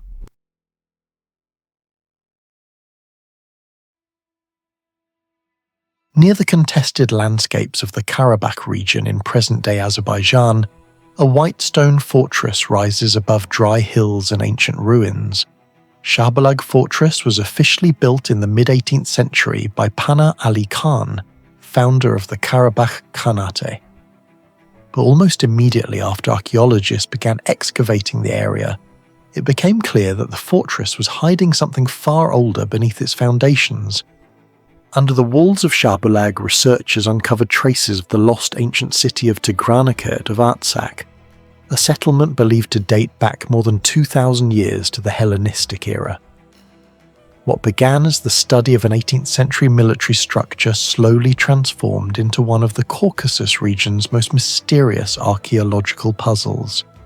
A site where multiple civilizations may have built directly on top of each other for centuries, reusing engineering knowledge nobody fully understands today. Archaeological investigations intensified in the early 2000s when teams working around Shabulag discovered ancient ceramics, underground chambers, cut stone foundations and defensive structures buried beneath the visible fortress. The location itself immediately raised questions. Shabulag was strategically positioned near natural water sources and elevated terrain, offering clear visibility across surrounding valleys. Yet the deeper excavations revealed that this ideal military position had already been selected thousands of years earlier by another civilization. Ground-penetrating radar surveys later detected anomalies extending several meters below the current fortress floor, suggesting that large underground spaces may still remain hidden. Some archaeologists now believe that only a fraction of the original complex has actually been uncovered. One of the greatest mysteries surrounding Shabulag is the precision of its stone engineering. The fortress walls were constructed from pale limestone blocks cut with remarkable uniformity. In several areas, the joints between stones are so narrow that even modern measuring tools detect gaps of only a few millimeters. This level of precision becomes even more surprising considering the mountainous terrain and the technological limitations of the 18th century Caucasus region. Historians once assumed that such stone fitting techniques required advanced metal tooling or industrial quarry systems, yet there is little evidence that builders in this region possessed machinery capable of such accuracy. The comparison that often emerges is with the polygonal masonry of Sacsayhuaman in Peru or certain retaining walls at Machu Picchu. Although Shabulag's blocks are smaller, the engineering philosophy appears strangely similar. Tightly interlocked stones designed to resist vibration and structural stress. Modern seismic studies demonstrate that irregularly interlocked masonry can distribute energy more effectively during earthquakes compared to rigid rectangular blocks. Researchers studying Shabulag found evidence that portions of the walls flex slightly under pressure instead of cracking immediately, suggesting that the builders may have intentionally designed the structure to survive regional seismic activity. This is particularly mysterious because the Caucasus Mountains sit within an active tectonic zone, where earthquakes have repeatedly destroyed settlements throughout history. Even more puzzling is how the builders transported the stone. Some individual blocks weigh several hundred kilograms and were positioned on elevated sections of the fortress with extreme balance accuracy. No large quarry directly adjacent to the fortress has been identified, meaning the material likely travelled considerable distances across uneven terrain. Engineers estimate that moving such stones without mechanised equipment would have required carefully organised labour systems, sled platforms, rollers, or inclined ramps. Yet no clear traces of these transport systems remain. Similar questions continue to surround other ancient sites such as Baalbek. where massive stones were also moved without clear evidence of the machinery involved. Another major mystery lies beneath the fortress itself. Excavations revealed tunnels, buried chambers, and subsurface passageways whose original purpose remains unclear. Some corridors appear inconsistent with the visible military layout above ground. A few tunnels terminate abruptly behind collapsed stone walls, suggesting that much larger underground systems may once have existed. Geophysical scans indicate empty cavities below several unexplored areas of the site. Researchers suspect these may represent buried storage rooms, escape routes, or even remnants of the older city beneath Shabulag. The possibility that the fortress reused older infrastructure has become one of the site's most controversial theories. Some underground walls contain masonry styles distinctly different from the visible 18th century architecture above. In deeper layers, archaeologists found stone-cutting methods more consistent with Hellenistic Armenian construction than with medieval Caucasus fortification techniques. This suggests that Shabulag's builders may have incorporated surviving foundations from much older structures, instead of constructing the fortress entirely from scratch. If true, the fortress could represent the latest layer of a settlement continuously occupied for nearly 2 millennia. The fortress water system presents another engineering puzzle. Despite standing in relatively dry terrain, Shabulag maintained reliable internal water access capable of supporting prolonged military occupation. Archaeologists discovered channels and reservoirs built with carefully calculated gradients. The slopes appear precise enough to allow water movement through gravity alone, eliminating the need for mechanical pumps. Such hydraulic planning required advanced surveying knowledge. Even a gradient error of a few degrees would disrupt water flow across the rocky landscape. Some specialists compare this system to ancient Roman hydraulic engineering, where aqueduct channels often maintained gradients of less than 1 meter per kilometer. What makes Shabulag unusual is that portions of the hydraulic system may predate the fortress itself. Several buried conduits extend beneath the layers associated with the older settlement. This raises the possibility that 18th century builders inherited and modified an already existing water infrastructure whose original designers lived centuries earlier. Similar reuse of ancient hydraulic systems occurred in places like Jerash and Ani, where later civilizations repaired and adapted much older engineering networks instead of rebuilding them entirely. The military design of Shabulag also continues to intrigue historians. Although relatively compact, the fortress was built with defensive geometry far more sophisticated than expected for a regional stronghold of its period. Watchtowers were positioned to create overlapping fields of visibility, minimizing blind zones around the walls. Defensive angles allowed crossfire coverage across multiple approach routes simultaneously. Some military historians argue that these principles resemble early modern European bastion fortifications designed to counter artillery bombardment, yet there is limited evidence explaining how such architectural concepts spread into this region so effectively during the 18th century. The wall composition itself may also contain hidden sophistication. Analysis of surviving mortar samples revealed mixed aggregates capable of absorbing small structural shocks instead of transmitting stress directly through the stone. This resembles defensive construction techniques used in certain Ottoman and Persian fortifications, where flexibility increased durability during bombardment. The strange part is the effectiveness of the material. Portions of Shabulag survived regional conflict, weather exposure, and seismic stress far longer than many nearby structures built during the same era. But perhaps the greatest mystery is chronological. Researchers still debate how much of Shabulag truly belongs to the 18th century and how much originated from earlier civilizations buried beneath it. Every excavation season seems to reveal another architectural layer older than expected.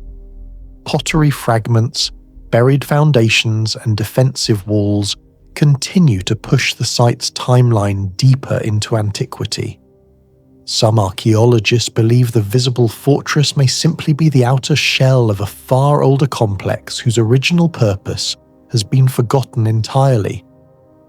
Do you think Shabulag Fortress was truly built in the 18th century, or was it constructed on top of a much older lost civilization? Share your thoughts in the comments below. In the rolling hills of northern Bulgaria, near the modern city of Veliko Tarnovo, the ruins of Nicopolis and Istrum appear at first glance to be just another abandoned Roman settlement. But beneath the broken columns and weathered stone lies one of the most unsettling engineering mysteries of the ancient world. This was not merely a city. It was a precisely planned machine built nearly 2,000 years ago, with technology that, in several areas, seems uncomfortably close to modern engineering principles. Streets aligned with mathematical precision, underground hydraulic systems calculated to near-perfect gradients, heating networks hidden beneath floors, and construction materials whose chemical durability still confuses scientists today. The greatest mystery is not why the city collapsed, but how people of the 2nd century managed to build something so technically sophisticated in the first place. Nicopolis at Istrum was founded around 102 CE by the Roman Emperor Trajan after his victory against the Dacians north of the Danube. The city's name literally meant City of Victory on the Danube. For centuries, the settlement disappeared beneath layers of soil, vegetation, earthquakes, and war damage. Systematic archaeological excavations began in the early 20th century, particularly under Bulgarian archaeologist Teofil Ivanov during the 1900s. As excavations expanded, researchers realized the ruins were far more sophisticated than expected.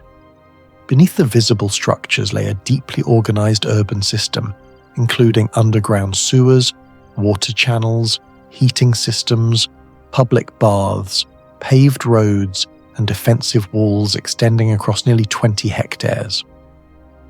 What shocked archaeologists most was not the scale of the city, but the accuracy of its construction.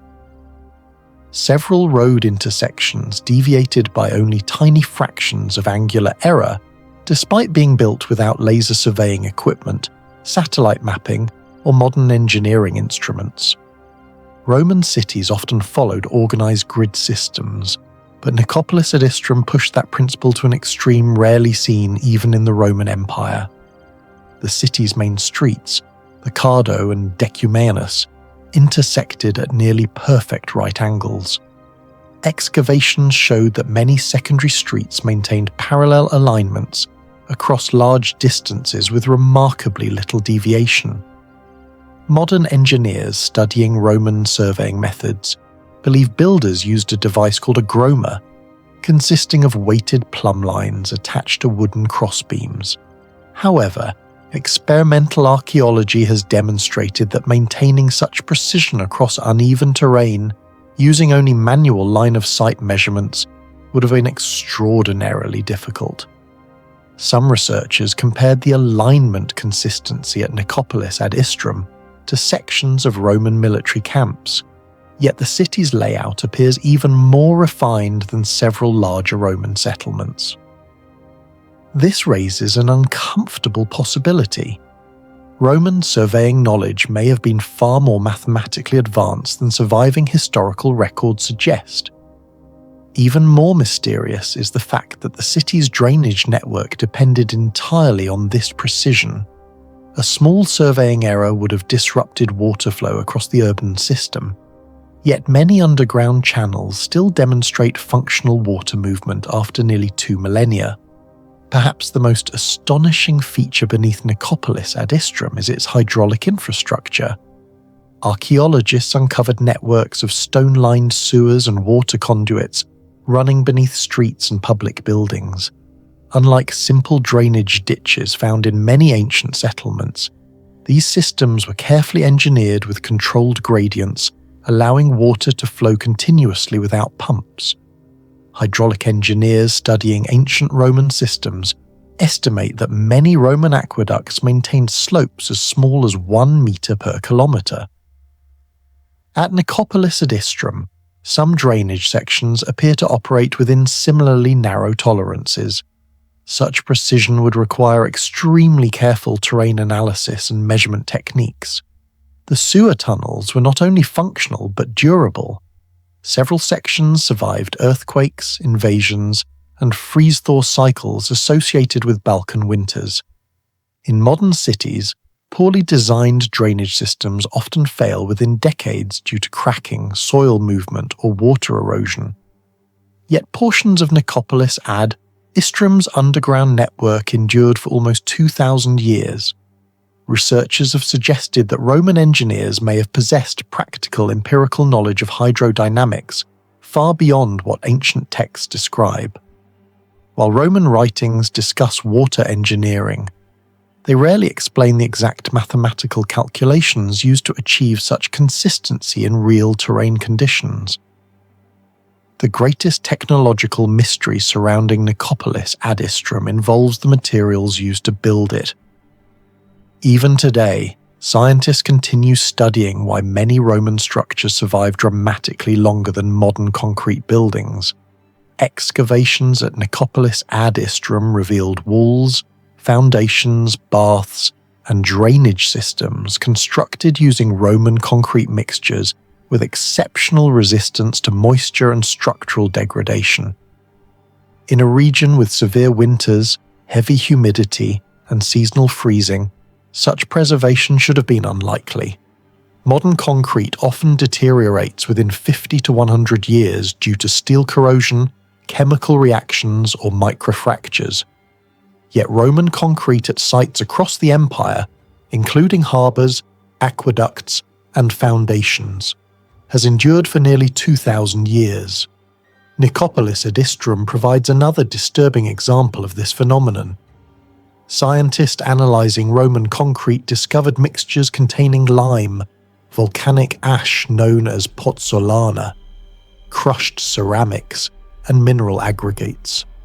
However, reproducing the exact durability of Roman concrete remains difficult. Recent mineralogical studies identified crystalline formations such as aluminum tobermarite in some Roman marine concrete samples. These crystals can strengthen over time through chemical interaction with water. But here lies the mystery.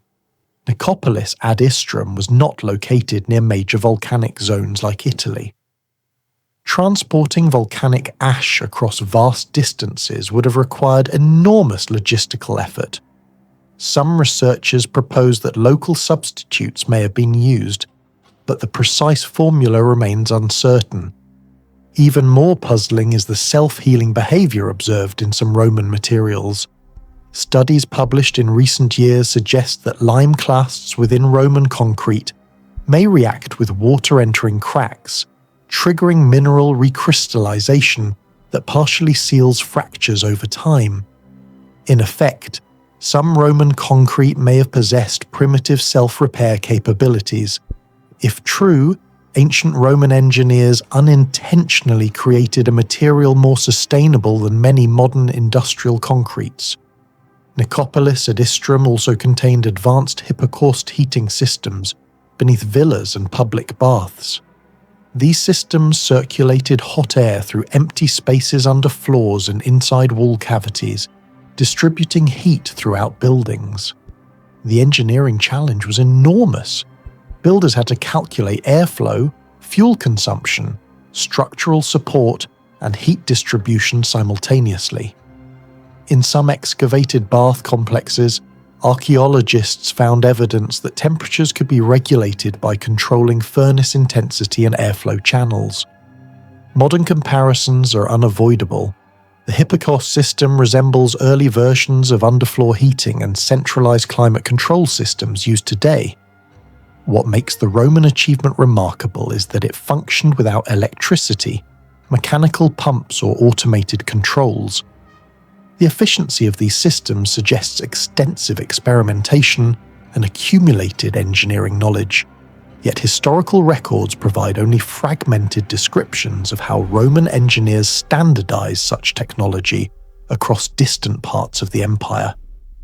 Another unresolved question concerns how Nicopolis at Istrum was built so quickly.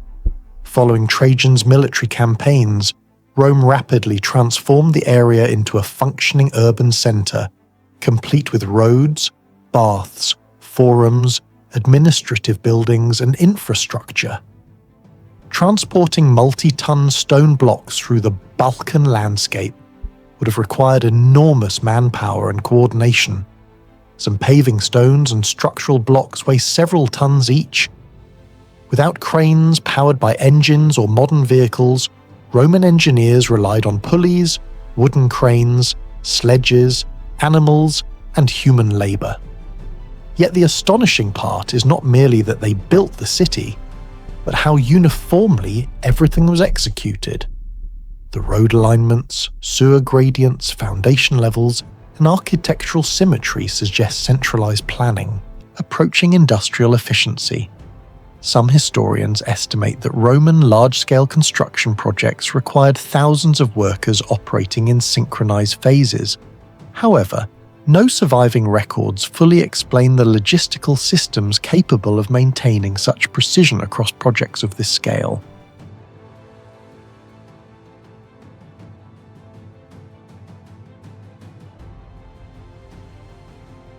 Tropaeum Traiani stands in southeastern Romania near the Black Sea, isolated on a dry plateau where powerful winds still sweep across the hills today.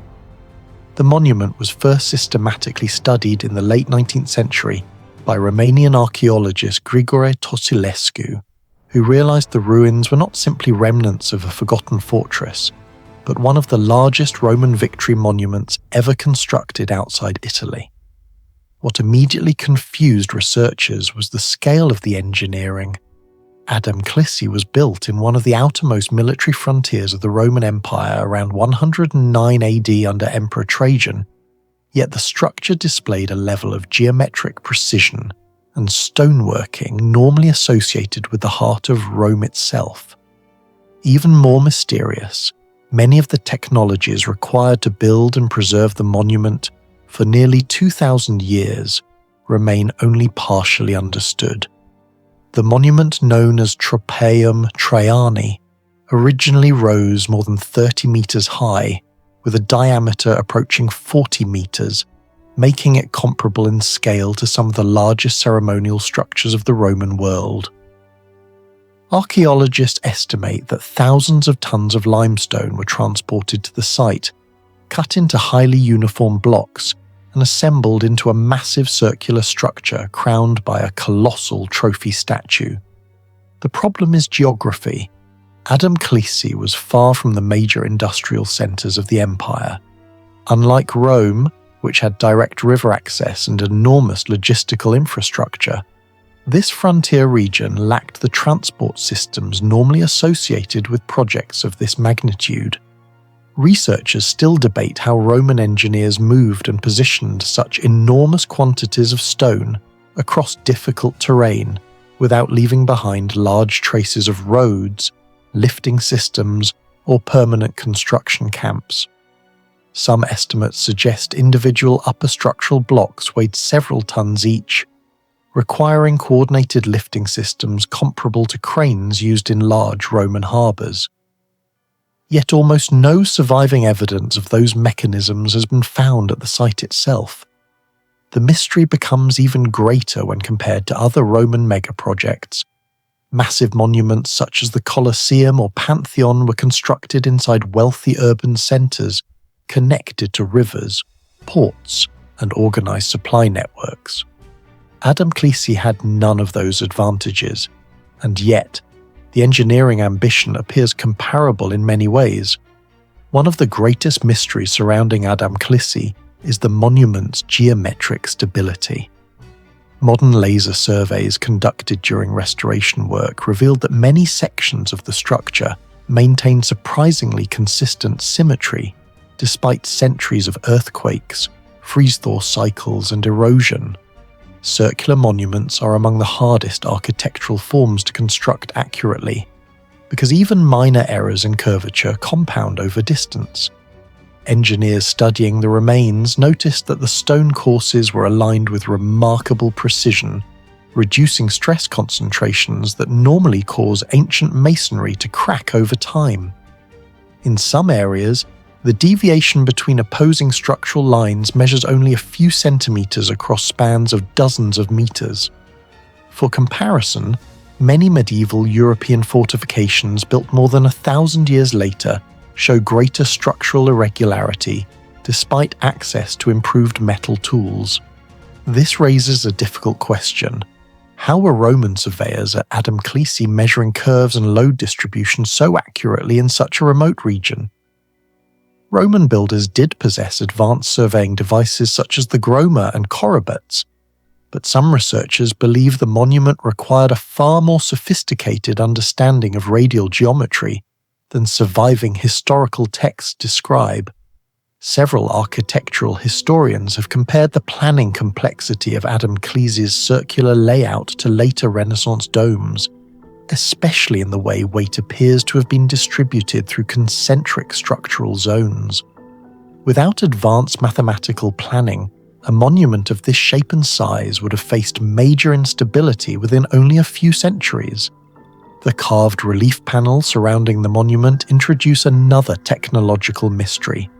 Adamclisi originally contained dozens of sculpted metopes, depicting brutal battles between Roman soldiers and Dacian warriors.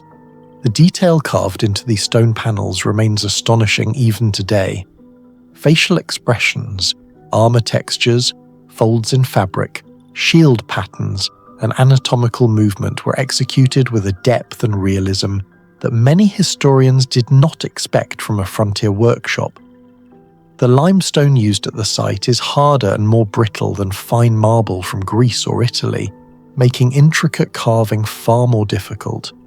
Yet microscopic examinations of surviving reliefs reveal highly controlled chisel patterns and consistent cutting depth, suggesting exceptional craftsmanship and tool quality.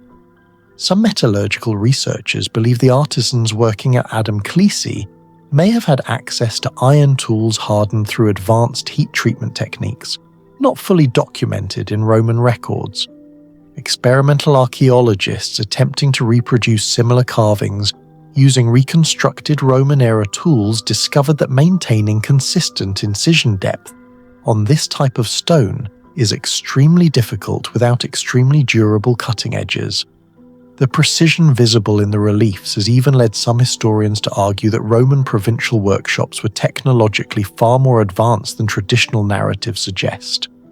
In some sections, the anatomical proportions and motion realism have even been compared to later European Renaissance sculpture, despite being separated by more than 1,000 years.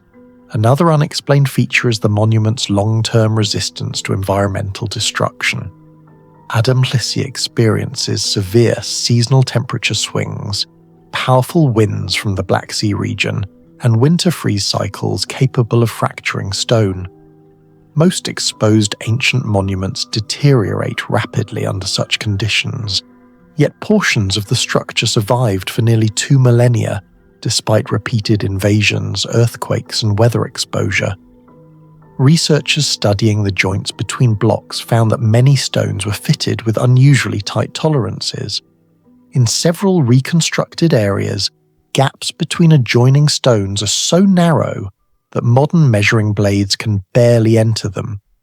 This degree of precision dramatically reduces water infiltration, one of the primary causes of structural damage in ancient masonry. Once water penetrates stone joints and freezes, expansion gradually destroys the internal stability of a monument. The fact that Adamclisi resisted this process for centuries suggests Roman engineers possessed a deep practical understanding of climate-resistant construction. Some specialists compare the stone fitting methods at Adamclisi to polygonal masonry seen in sites such as Sacsay-Huaman, where precise stone contact minimized structural weakness without modern cement technology. Although the techniques differ, both sites demonstrate ancient engineering solutions that remain difficult to fully replicate today.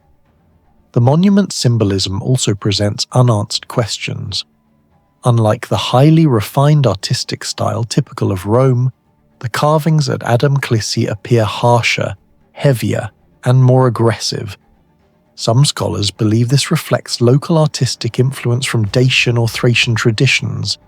Others argue the style may have been intentional psychological warfare. The monument was constructed near the frontier where Rome had suffered devastating military losses before Trajan's campaigns.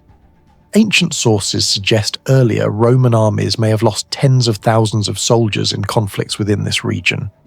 By building an enormous circular victory monument visible from great distances, Rome may have been projecting permanent dominance through architecture itself. Some historians compare Adamclisi to later imperial propaganda structures such as the Arc de Triomphe, though Adamclisi predates it by more than 17 centuries. The difference is that Adamclisi was not built inside a peaceful capital city. It stood directly on a violent frontier where Rome needed to constantly intimidate surrounding populations. If local craftsmen participated in the project, it could explain some of the monument's unusual design choices. Certain decorative motifs differ sharply from mainstream Roman artistic conventions. This has led to speculation that Adamclisi represents a fusion of Roman engineering with regional construction traditions now largely lost to history. If true, the site challenges the common belief that technological innovation in the ancient world flowed only outward from major imperial capitals. Instead, Adamclisi may preserve evidence that frontier regions developed unique engineering methods adapted to local conditions, climates, and materials. This possibility is particularly important because many ancient frontier technologies may have vanished completely after wars, migrations, and the collapse of Roman authority in the Balkans. Unlike Rome itself, frontier regions rarely preserve detailed written technical records. Do you think Adamclisi was built using engineering knowledge that has completely disappeared from history? Share your thoughts and theories in the comments below.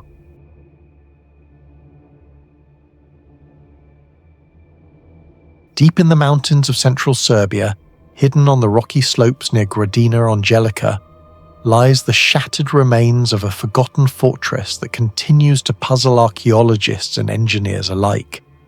At first glance, it looks like another ruined Byzantine outpost, but the deeper researchers investigated the site, the stranger it became.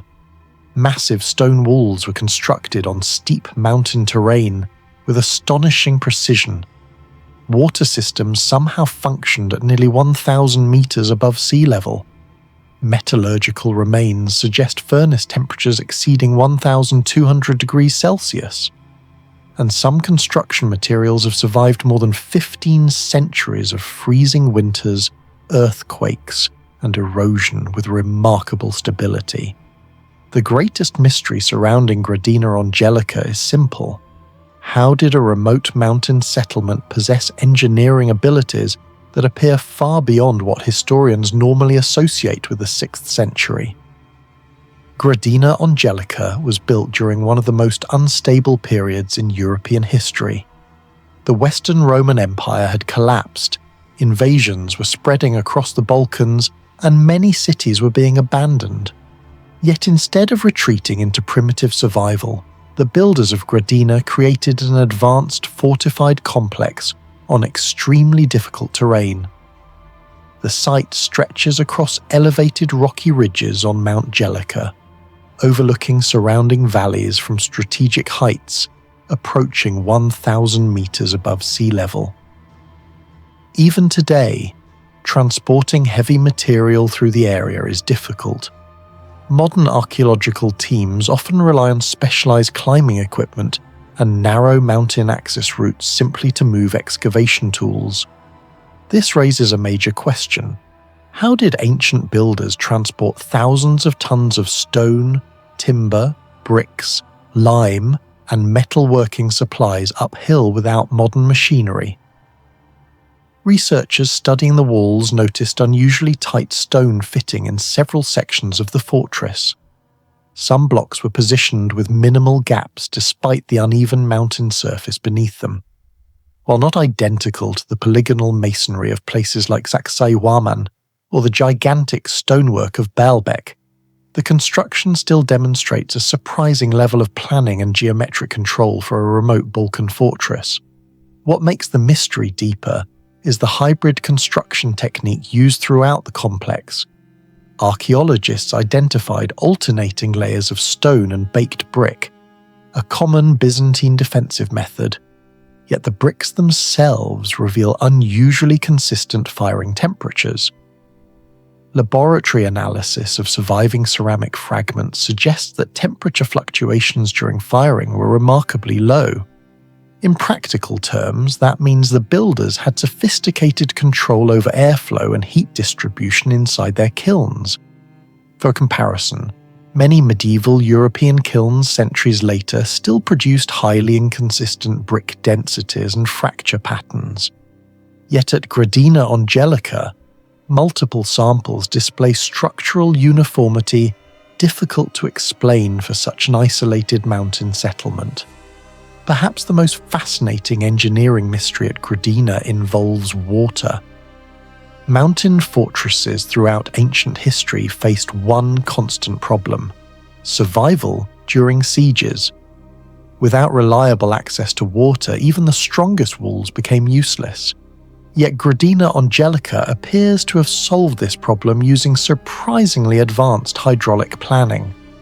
Excavations uncovered cisterns and water storage systems lined with waterproof mortar that still shows resistance to moisture after roughly 1,500 years. Chemical analysis revealed mixtures of lime, crushed ceramics, mineral aggregates, and volcanic-like particles capable of creating long-term hydraulic reactions similar to those found in Roman marine concrete. This is extraordinary because the Balkans were not considered one of the primary technological centers of Roman hydraulic engineering. Advanced Roman concrete is usually associated with major imperial regions such as Italy, North Africa, or parts of Anatolia. Finding similar durability inside a remote Serbian mountain fortress raises uncomfortable questions about how widespread this knowledge actually was. Some researchers believe Byzantine engineers inherited and adapted Roman hydraulic formulas. Others argue local craftsmen may have independently refined regional materials to achieve similar effects. Either possibility suggests a level of technical experimentation rarely associated with frontier settlements of the era. The layout of the water channels is equally strange. Several pathways appear carefully angled to regulate runoff and reduce erosion during seasonal storms. Modern civil engineers examining the gradients noted surprisingly efficient slope management. Certain drainage angles fall within ranges still used in modern mountain runoff systems. In simple terms, the builders understood terrain behavior far better than historians once assumed. One of the least discussed but most astonishing aspects of Gradina Angelica is its internal infrastructure. The settlement was not randomly built around defensive walls. Instead, excavations suggest coordinated urban planning adapted to mountainous geography. Roads inside the fortress were layered with stone surfaces and drainage foundations, designed to reduce water accumulation and mud collapse. Some segments contain underlying gravel systems functioning similarly to Roman road stabilization methods. This becomes especially impressive when considering the topography. Building stable roads on steep mountain slopes is difficult even with modern surveying tools, yet the ancient builders managed to maintain relatively controlled gradients throughout multiple sections of the settlement. Several engineers studying the site proposed that the constructors likely used rope-based leveling systems, weighted plumb measurements, and solar alignment techniques to maintain consistency across the terrain. While primitive compared to laser surveying, such methods still require extensive mathematical understanding and skilled coordination. Comparisons have been made to Byzantine mountain fortresses in Turkey and Georgia, but Gradina's remote position makes its engineering sophistication particularly surprising. Most comparable sites were connected to major imperial supply routes. Gradina Angelica appears far more isolated. That isolation is central to the mystery. How did a relatively remote fortress gain access to specialized engineering knowledge, durable construction materials, and advanced logistical organization during an era of political fragmentation? Among the most controversial discoveries at Gradina Angelica are the remains linked to metal production. Archaeologists uncovered furnace structures, slag deposits, and traces of ironworking activity within the fortress complex. Initial interpretations suggested ordinary military blacksmithing, but later thermal studies complicated the picture. Some furnace remnants indicate temperatures potentially exceeding 1,200 degrees Celsius. Achieving such heat consistently requires advanced airflow control, carefully designed furnace chambers, and high-quality fuel management. In practical terms, this was not a simple campfire forge. For comparison, bloomery furnaces in many parts of early medieval Europe often struggled to maintain stable high temperatures for long periods. Yet evidence from Gradina suggests sustained heat production capable of producing durable iron tools or weapon components under controlled conditions. This raises another possibility. Gradina Angelica may not have been merely a defensive refuge. It could have functioned as a regional military-industrial centre, supporting Byzantine frontier operations. If true, the fortress would represent far more than a forgotten mountain settlement. It would become evidence of highly organised technical infrastructure surviving during one of Europe's most chaotic historical transitions. What do you think really happened to Gradina Angelica? Was it destroyed by invasion, abandoned during a sudden collapse, or did an advanced knowledge system simply disappear with its people? Share your thoughts in the comments below.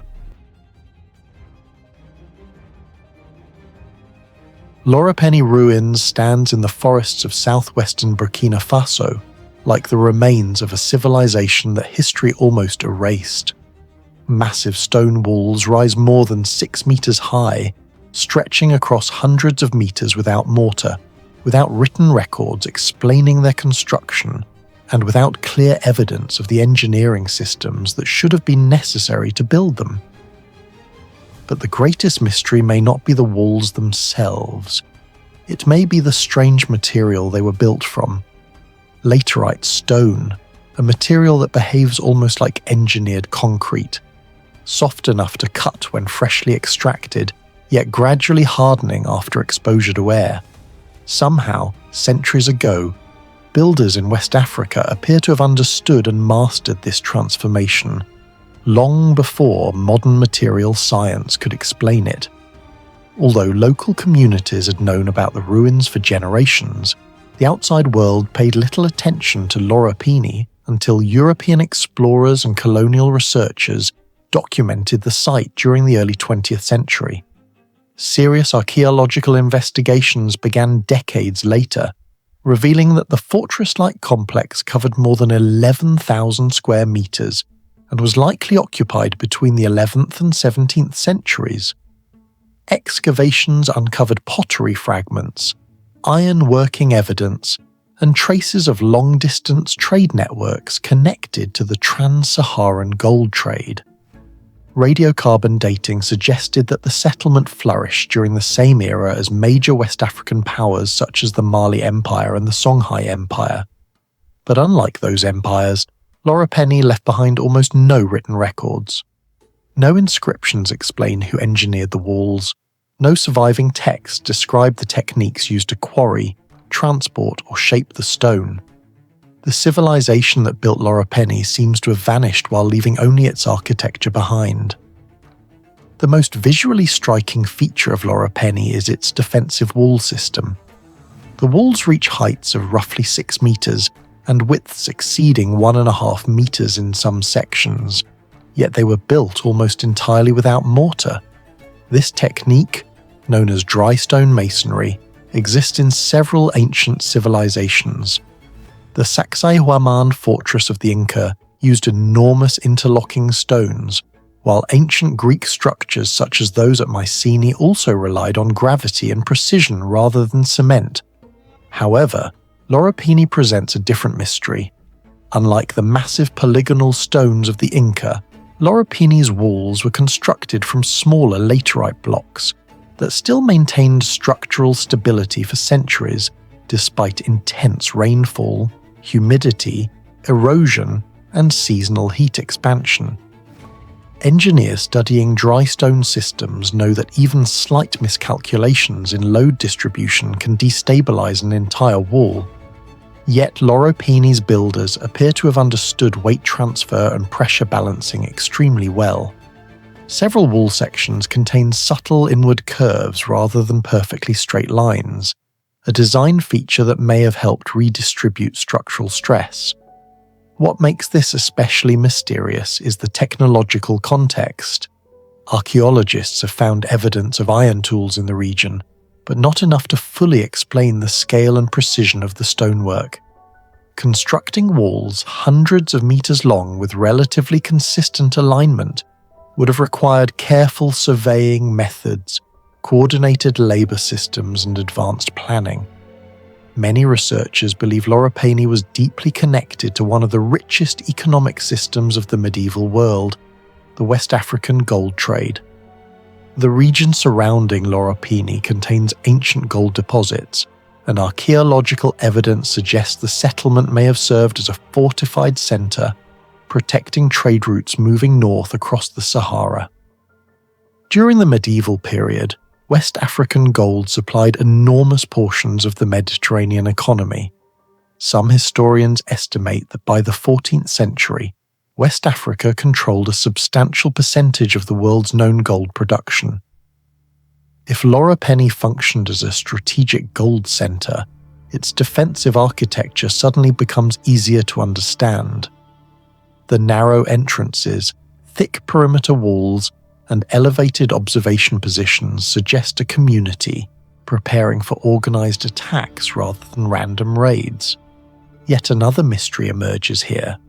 If the site truly played an important role in trans-Saharan commerce, why do historical records barely mention it? Arab traders extensively documented cities like Timbuktu and Gao, but Loropéni remains strangely absent from many surviving accounts. Some archaeologists suspect Loropéni may have been part of a much larger network of settlements now hidden beneath forests and erosion across West Africa. If true, entire chapters of African engineering history may still remain undiscovered. The most fascinating technological mystery of Loropéni may lie in the material itself. The walls were primarily constructed from laterite, an iron-rich tropical soil and rock formation common in humid regions. To modern geologists, laterite is an unusual material because its physical properties change dramatically depending on moisture and oxygen exposure. Freshly extracted laterite can be surprisingly soft. In some conditions, workers can cut it using relatively simple tools. But once exposed to air and sunlight, chemical reactions begin to occur. Iron oxides harden, moisture evaporates, and the material gradually becomes far more resistant, almost behaving like a naturally occurring form of engineered stone. In modern engineering, laterite blocks are still used in parts of Africa and Asia because of this hardening effect. But the builders of Loropéni appear to have mastered the process centuries ago with remarkable precision. This raises several extraordinary questions. How did ancient builders understand the timing required to shape the blocks before hardening occurred? How did they transport the stone while it was still workable without damaging it? And how did they achieve relatively consistent block sizes without advanced industrial tools? Some researchers believe the builders may have deliberately extracted laterite during specific moisture conditions, possibly after seasonal rains when the material was softer. Others suggest they may have developed specialized shaping techniques using iron chisels combined with abrasion methods involving sand and water. What makes the mystery even deeper is the long-term durability of the walls. Burkina Faso experiences intense seasonal weather cycles. Temperatures can exceed 40 degrees Celsius during dry periods, while heavy rains produce severe erosion during monsoon seasons. Materials exposed to these fluctuations usually crack and weaken over time, yet sections of Loropéni's walls have survived for centuries. Material scientists studying laterite note that prolonged oxidation can create hardened crust layers highly resistant to weathering. If Loropéni's builders intentionally exploited this process, then they possessed a practical understanding of material transformation that resembles early engineering chemistry. In a sense, they may have been using a natural curing technology long before the science behind oxidation was formally understood. The comparison becomes even more astonishing when viewed beside other ancient civilizations. Roman engineers mastered volcanic concrete. The Inca perfected seismic-resistant stone fitting. The builders of Loropéni may have mastered environmental stone engineering, using tropical geology itself as part of the construction process. And unlike modern industrial cement, this technology required no large furnaces, no chemical factories, and no mechanized processing systems. Only knowledge. The placement of Loropéni's walls suggests strategic military planning far beyond what many once assumed about medieval West African settlements. Entrances were positioned at angles rather than directly facing open terrain, forcing anyone approaching the fortress to slow down and expose themselves. Some pathways appear intentionally narrow, creating defensive choke points similar to those found in medieval castles across Europe. Researchers also believe the builders understood drainage engineering. This may sound simple today, but controlling water flow was essential for survival. Heavy tropical rains can destabilize foundations rapidly if runoff is not redirected properly. Several surviving sections of Loropéni stand on slightly elevated terrain with evidence of controlled slope grading. This may have helped channel rainwater away from critical wall foundations, reducing erosion damage over centuries. Such planning required long-term environmental observation. The builders were not simply stacking stones randomly. They were engineering an entire defensive landscape. What do you think really happened to the civilization behind Loropéni? And could there still be lost cities hidden beneath the forests of West Africa? Share your thoughts in the comments below. In the northern Andes of Peru, more than 2,500 meters above sea level, lies Pacopampa, a ceremonial complex older than many famous civilizations of South America. At first glance, the site appears silent and primitive. Stone platforms, buried canals, weathered staircases, and fragmented temples scattered across a cold mountain plateau. But the deeper archaeologists excavated, the stranger Pacopampa became. The greatest mystery is not simply its age, it is the level of engineering hidden inside it. More than 2,700 years ago, long before the rise of the Inca Empire, builders at Pacopampa created underground hydraulic systems, acoustically engineered ceremonial spaces, astronomical alignments, and precision-cut stone structures in one of the harshest mountain environments in the Andes. Many researchers now believe the technological abilities of these early societies may have been dramatically underestimated. Pacopampa dates to roughly 1200 to 500 BCE, during what archaeologists call the formative period of Andean civilization. At that time, most historical models assume societies in the region were still relatively simple agricultural communities, yet Pacopampa does not resemble a simple village. The site was constructed as a massive multi-level ceremonial center with elevated plazas, sunken courts, stairways, drainage systems, and carefully organised sacred zones. The complex covers several hectares and was deliberately built on a mountain ridge overlooking surrounding valleys, suggesting both religious symbolism and strategic planning. The sheer scale alone raises questions. Transporting construction material into high-altitude terrain without wheeled transport or large draft animals would have required enormous manpower and coordination. Some stone blocks weigh several tons. Experimental archaeology projects attempting to replicate similar transport methods in the Andes demonstrated that even moving a single large stone uphill using rope systems can require dozens of workers over several days. For comparison, many early ceremonial sites in ancient Europe from similar periods were still largely dependent on timber structures. Pacopampa, however, already showed evidence of advanced stone architecture integrated into complex urban planning. One of the most mysterious discoveries at Pacopampa is the underground water management system hidden beneath the ceremonial architecture. Archaeologists uncovered carefully constructed stone-lined canals running underneath platforms and ritual spaces. At first, researchers believed these were ordinary drainage systems designed to protect the complex from erosion caused by mountain rainfall. But further studies suggested something far more sophisticated. The channels appear to have been intentionally engineered to manipulate sound. When water flows through narrow underground passages under pressure, it creates deep, resonant vibrations.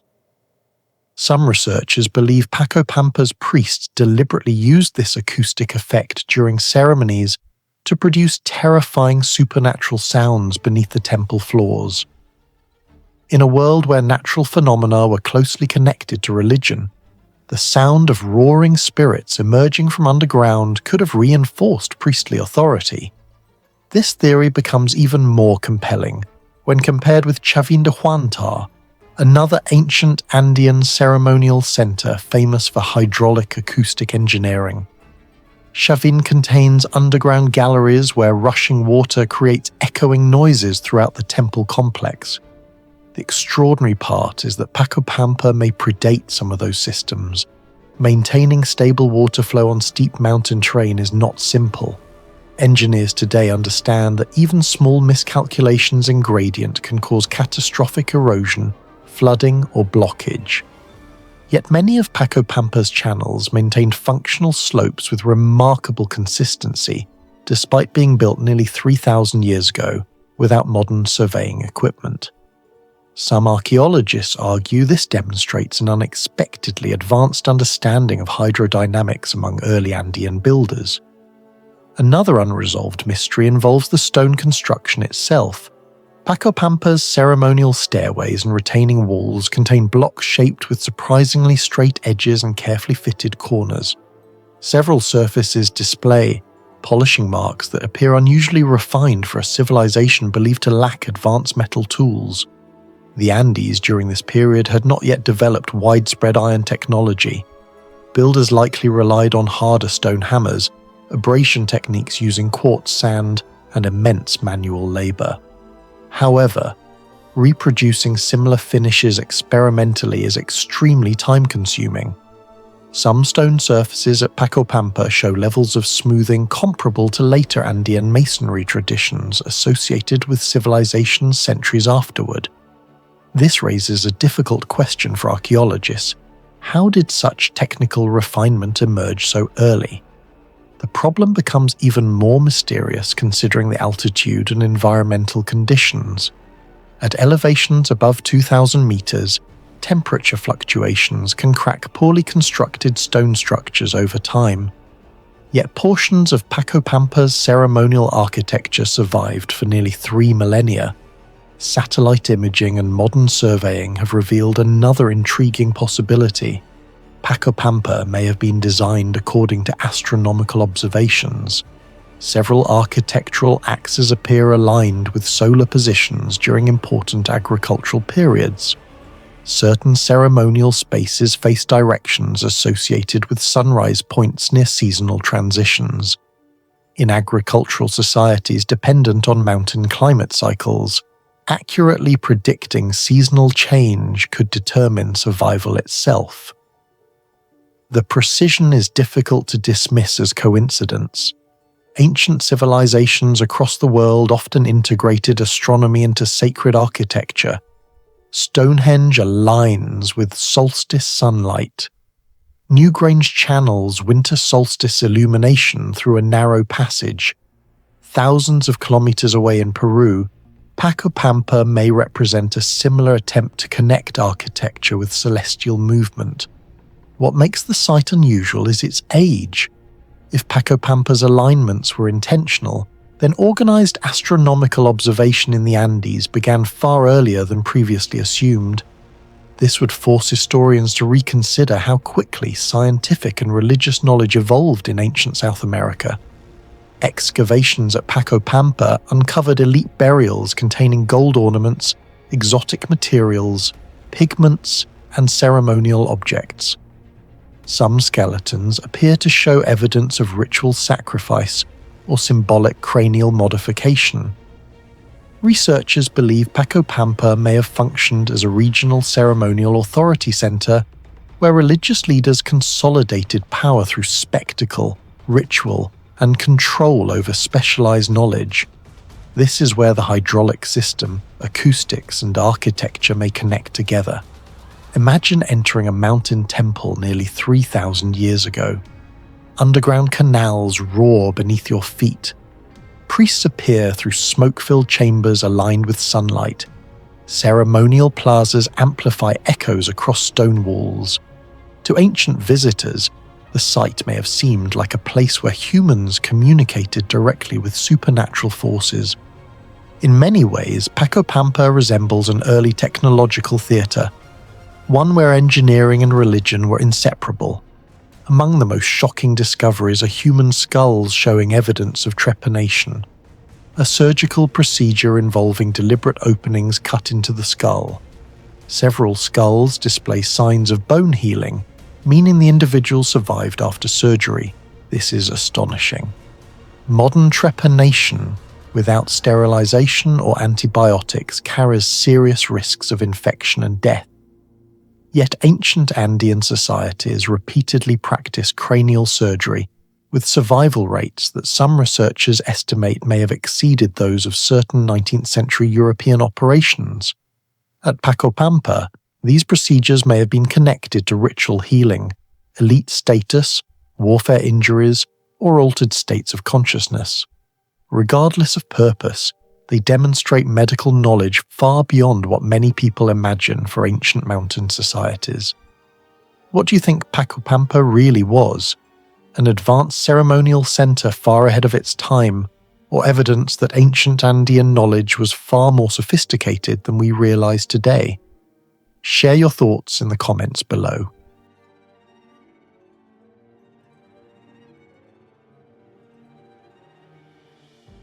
Far from the famous pyramids of Egypt and the stone cities of the Inca, a forgotten complex of ruined canals and terraces lies hidden beneath the volcanic highlands of northern Tanzania. Engaruka does not look like a lost empire at first glance.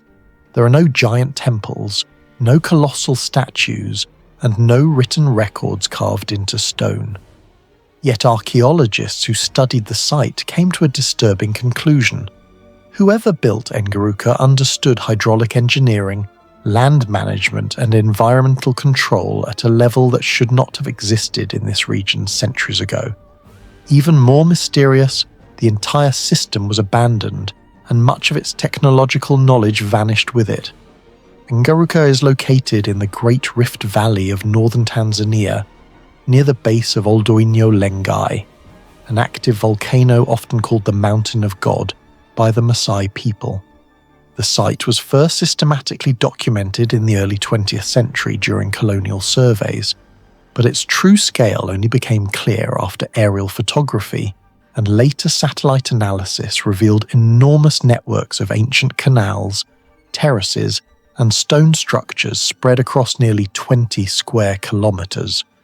Archaeologists discovered thousands of carefully organized agricultural plots connected by engineered water channels running down from the volcanic slopes. At first, researchers assumed the canals were simple irrigation ditches, but the more they studied the ruins, the stranger the system became. The biggest mystery surrounding Engaruka is precision.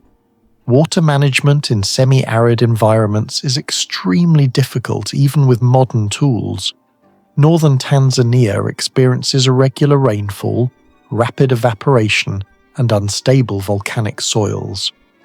A slight mistake in canal angle can cause catastrophic erosion or total water stagnation.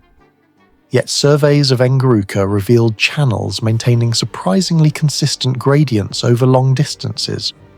Some canals split into multiple branches that distributed water at controlled rates into separate farming zones. This was not random construction. It was calculated hydraulic engineering. Modern hydrologists comparing Engaruka to ancient irrigation systems found similarities with Persian qanats and Roman aqueduct networks. The difference is scale of technological context. Rome possessed advanced surveying instruments, written mathematics, metal engineering, and centralized administration. Persia developed sophisticated underground water systems over centuries of documented experimentation. Engaruka, by contrast, appears to have achieved comparable water control without any evidence of advanced metal tools, wheeled transport, or formal engineering texts. That contradiction remains one of the site's greatest unsolved puzzles. Even more remarkable is how the builders adapted to volcanic terrain. Oldowinyo Lengai is not an ordinary volcano. It produces rare natrocarbonatite lava, one of the strangest volcanic substances on Earth. The surrounding landscape constantly changes through ash deposits, erosion, and seismic instability. Building long-term agricultural infrastructure in such an environment should have been extraordinarily risky. Yet Engaruka's inhabitants not only survived there, they appear to have flourished for centuries. Archaeological evidence suggests the settlement may once have supported several thousand people. Carbon dating places major occupation phases roughly between the 15th and 17th centuries, although some evidence hints that portions of the system could be older. Researchers uncovered stone houses, livestock enclosures, storage areas, and layered agricultural terraces capable of conserving water with astonishing efficiency. In some sections, the terraces reduced soil runoff so effectively that traces of ancient cultivation remained visible hundreds of years later. One of the most debated mysteries is how Engaruka prevented water loss. In hot environments, irrigation systems often fail because seepage and evaporation destroy efficiency. Yet parts of Engaruka's canals appear designed to minimize both. Some channels were lined with tightly fitted volcanic stones that reduced leakage. Others passed through shaded terrace corridors that likely lowered evaporation rates. A few researchers propose that the builders may have intentionally manipulated microclimates, using stone density and heat retention. If true, this would place Engaruka among the earliest known examples of environmental engineering in sub-Saharan Africa. The stone construction itself presents another technological mystery. Many walls at Engaruka were built entirely through dry stone masonry, meaning no mortar was used to hold the rocks together. Despite centuries of weather exposure, portions of these structures remain standing. In several locations, the stones were fitted so closely that inserting a blade between them is difficult even today. Similar precision is often associated with Inca sites such as Machu Picchu, where earthquake-resistant stone fitting allowed buildings to survive seismic activity. Engaruka's builders seem to have independently developed related structural principles in a completely different continent. Another unsolved question involves labor organization. Constructing the canals, terraces, and stone compounds would have required coordinated planning on a large scale. Researchers estimate that moving the required stone and reshaping the agricultural landscape may have involved hundreds of thousands of labor hours. but there is little evidence of kingship, monumental palaces, or centralized military power typically associated with large engineering projects. This raises a difficult question. How did a relatively isolated community organize such technically demanding construction without leaving behind the political signatures usually connected to complex states? The agricultural sophistication of Engaruka becomes even more mysterious when compared with surrounding societies of the same period. Many nearby communities practice seasonal pastoralism and small-scale farming. Engaruka, however, operated a highly structured irrigation economy, closer in complexity to intensive terrace agriculture found in the Andes or parts of ancient Asia. Some archaeologists argue that the settlement represented a unique hybrid society, combining pastoralist mobility with advanced permanent agriculture. Others believe it may have been a regional trade center supported by engineered food production. Neither explanation fully accounts for the technological leap visible in the ruins. Then there is the greatest mystery of all: disappearance. At some point between the 17th and 18th centuries, Engaruka was abandoned. The canals dried, the terraces fell silent. The engineered landscape that had sustained thousands of people slowly disappeared beneath vegetation and dust. But unlike many abandoned ancient cities, Engaruka shows little evidence of violent destruction. There are no massive burn layers, no widespread skeletal remains, and no signs of military collapse. One theory suggests prolonged drought destabilized the agricultural system. Paleoclimate studies from East Africa indicate severe climate fluctuations during this period, including extended dry phases capable of destroying fragile irrigation economies. Another theory points toward volcanic activity from Oldoinyo Lengai, altering groundwater systems or contaminating water sources. A third possibility is social collapse caused by overdependence on centralized hydraulic infrastructure. In many ancient societies, highly engineered systems created hidden vulnerabilities. Once maintenance failed, entire populations could collapse rapidly. Similar patterns have been proposed for the Maya lowlands and irrigation-based civilizations in Mesopotamia. What do you think happened to the lost engineering knowledge of Engaruka? Was it destroyed by climate disaster, forgotten over time, or does humanity still underestimate how advanced some ancient civilizations truly were? Let us know your thoughts in the comments below.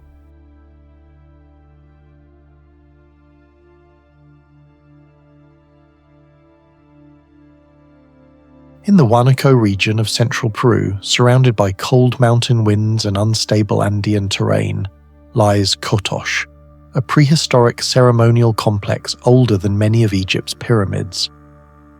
Archaeologists estimate that some sections of the site date back more than 4,000 years.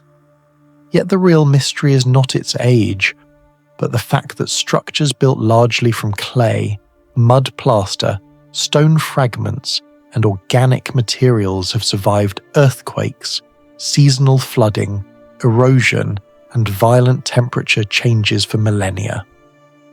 Even more disturbing is the precision hidden inside the ruins.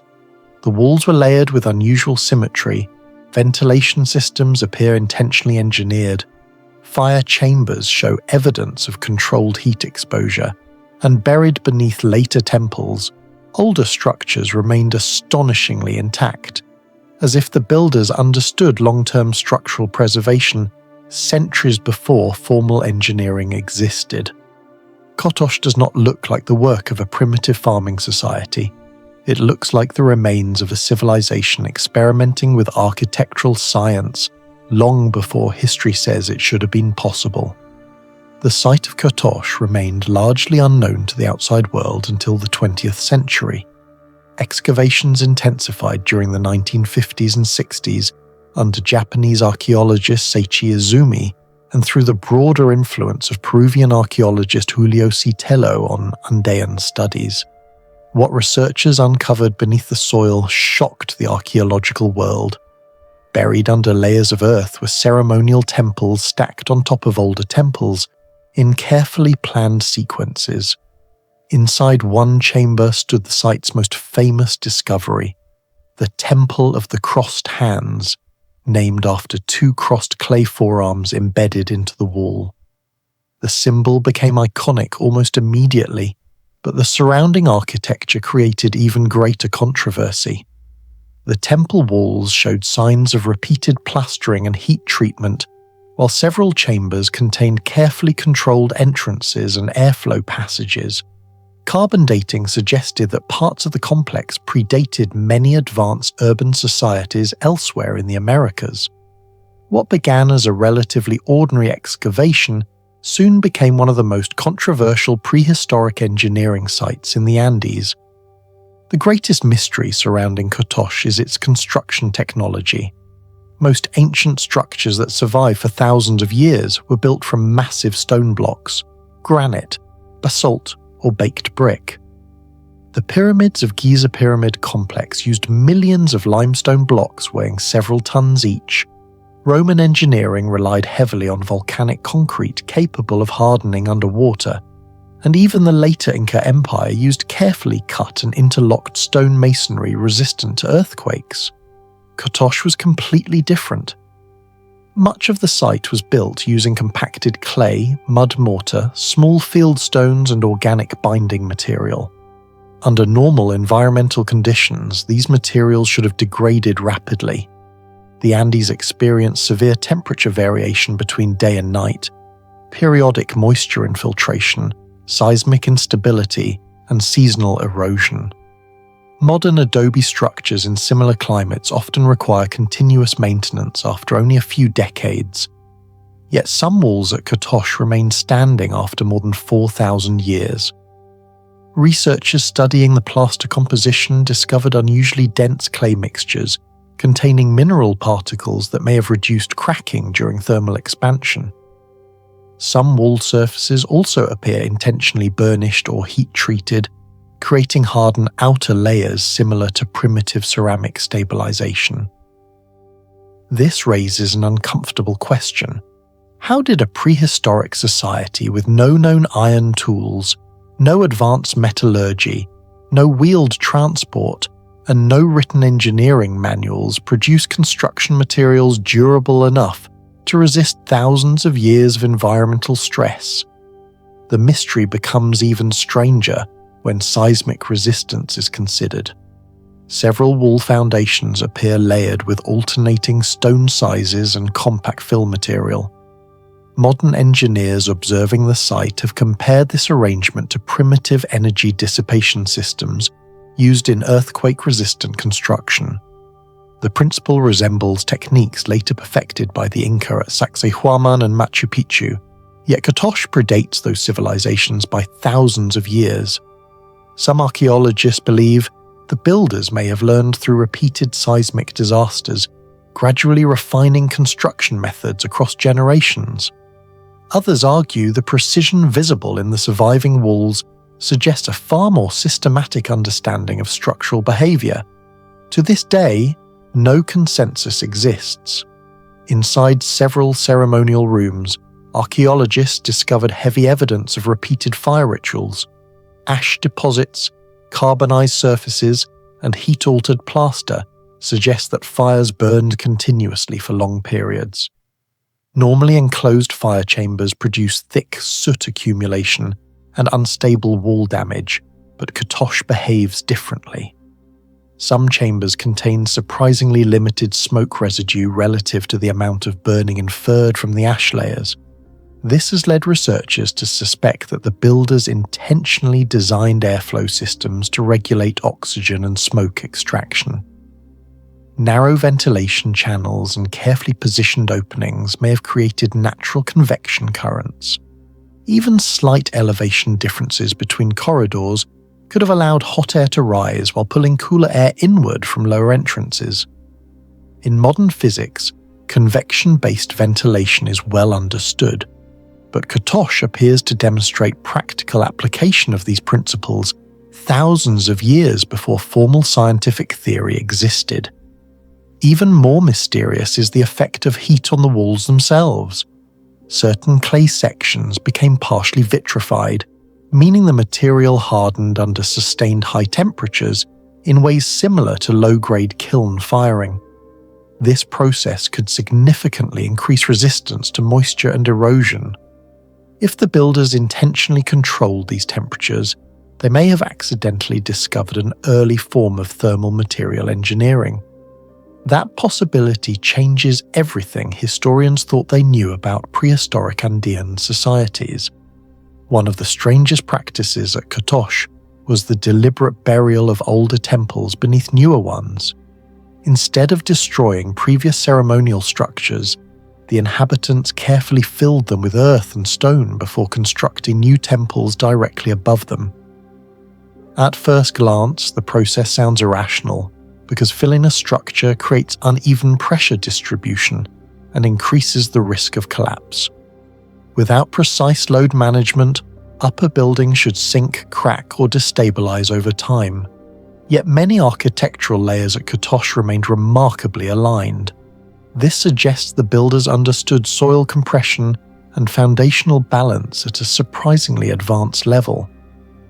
Some researchers compare the process to controlled structural encapsulation, a technique not normally associated with prehistoric societies. Even more intriguing, the buried chambers unintentionally became preservation capsules. Protected from wind and moisture, some inner walls and ceremonial features survived in exceptional condition. Whether intentional or accidental, the engineering outcome was extraordinary. The most famous artifact at Kotosh remains the crossed hands embedded in the temple wall. No definitive explanation exists for what the symbol truly represents. Some researchers interpret it as a representation of duality, life and death, earth and sky, male and female forces, while others connect it to ritual authority or ancestor worship. But the symmetry itself has attracted unusual attention. The crossed arms are carefully balanced in both proportion and placement, reflecting the same obsession with alignment, visible throughout the architecture. Some alternative researchers speculate that the symbol may represent balance, structural harmony, or even encoded ceremonial geometry.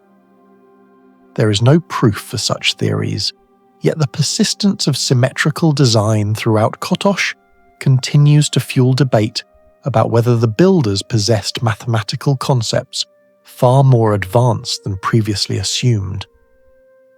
Do you think Kotosh was simply an ancient temple, or evidence of engineering knowledge far ahead of its time? Share your thoughts in the comments below.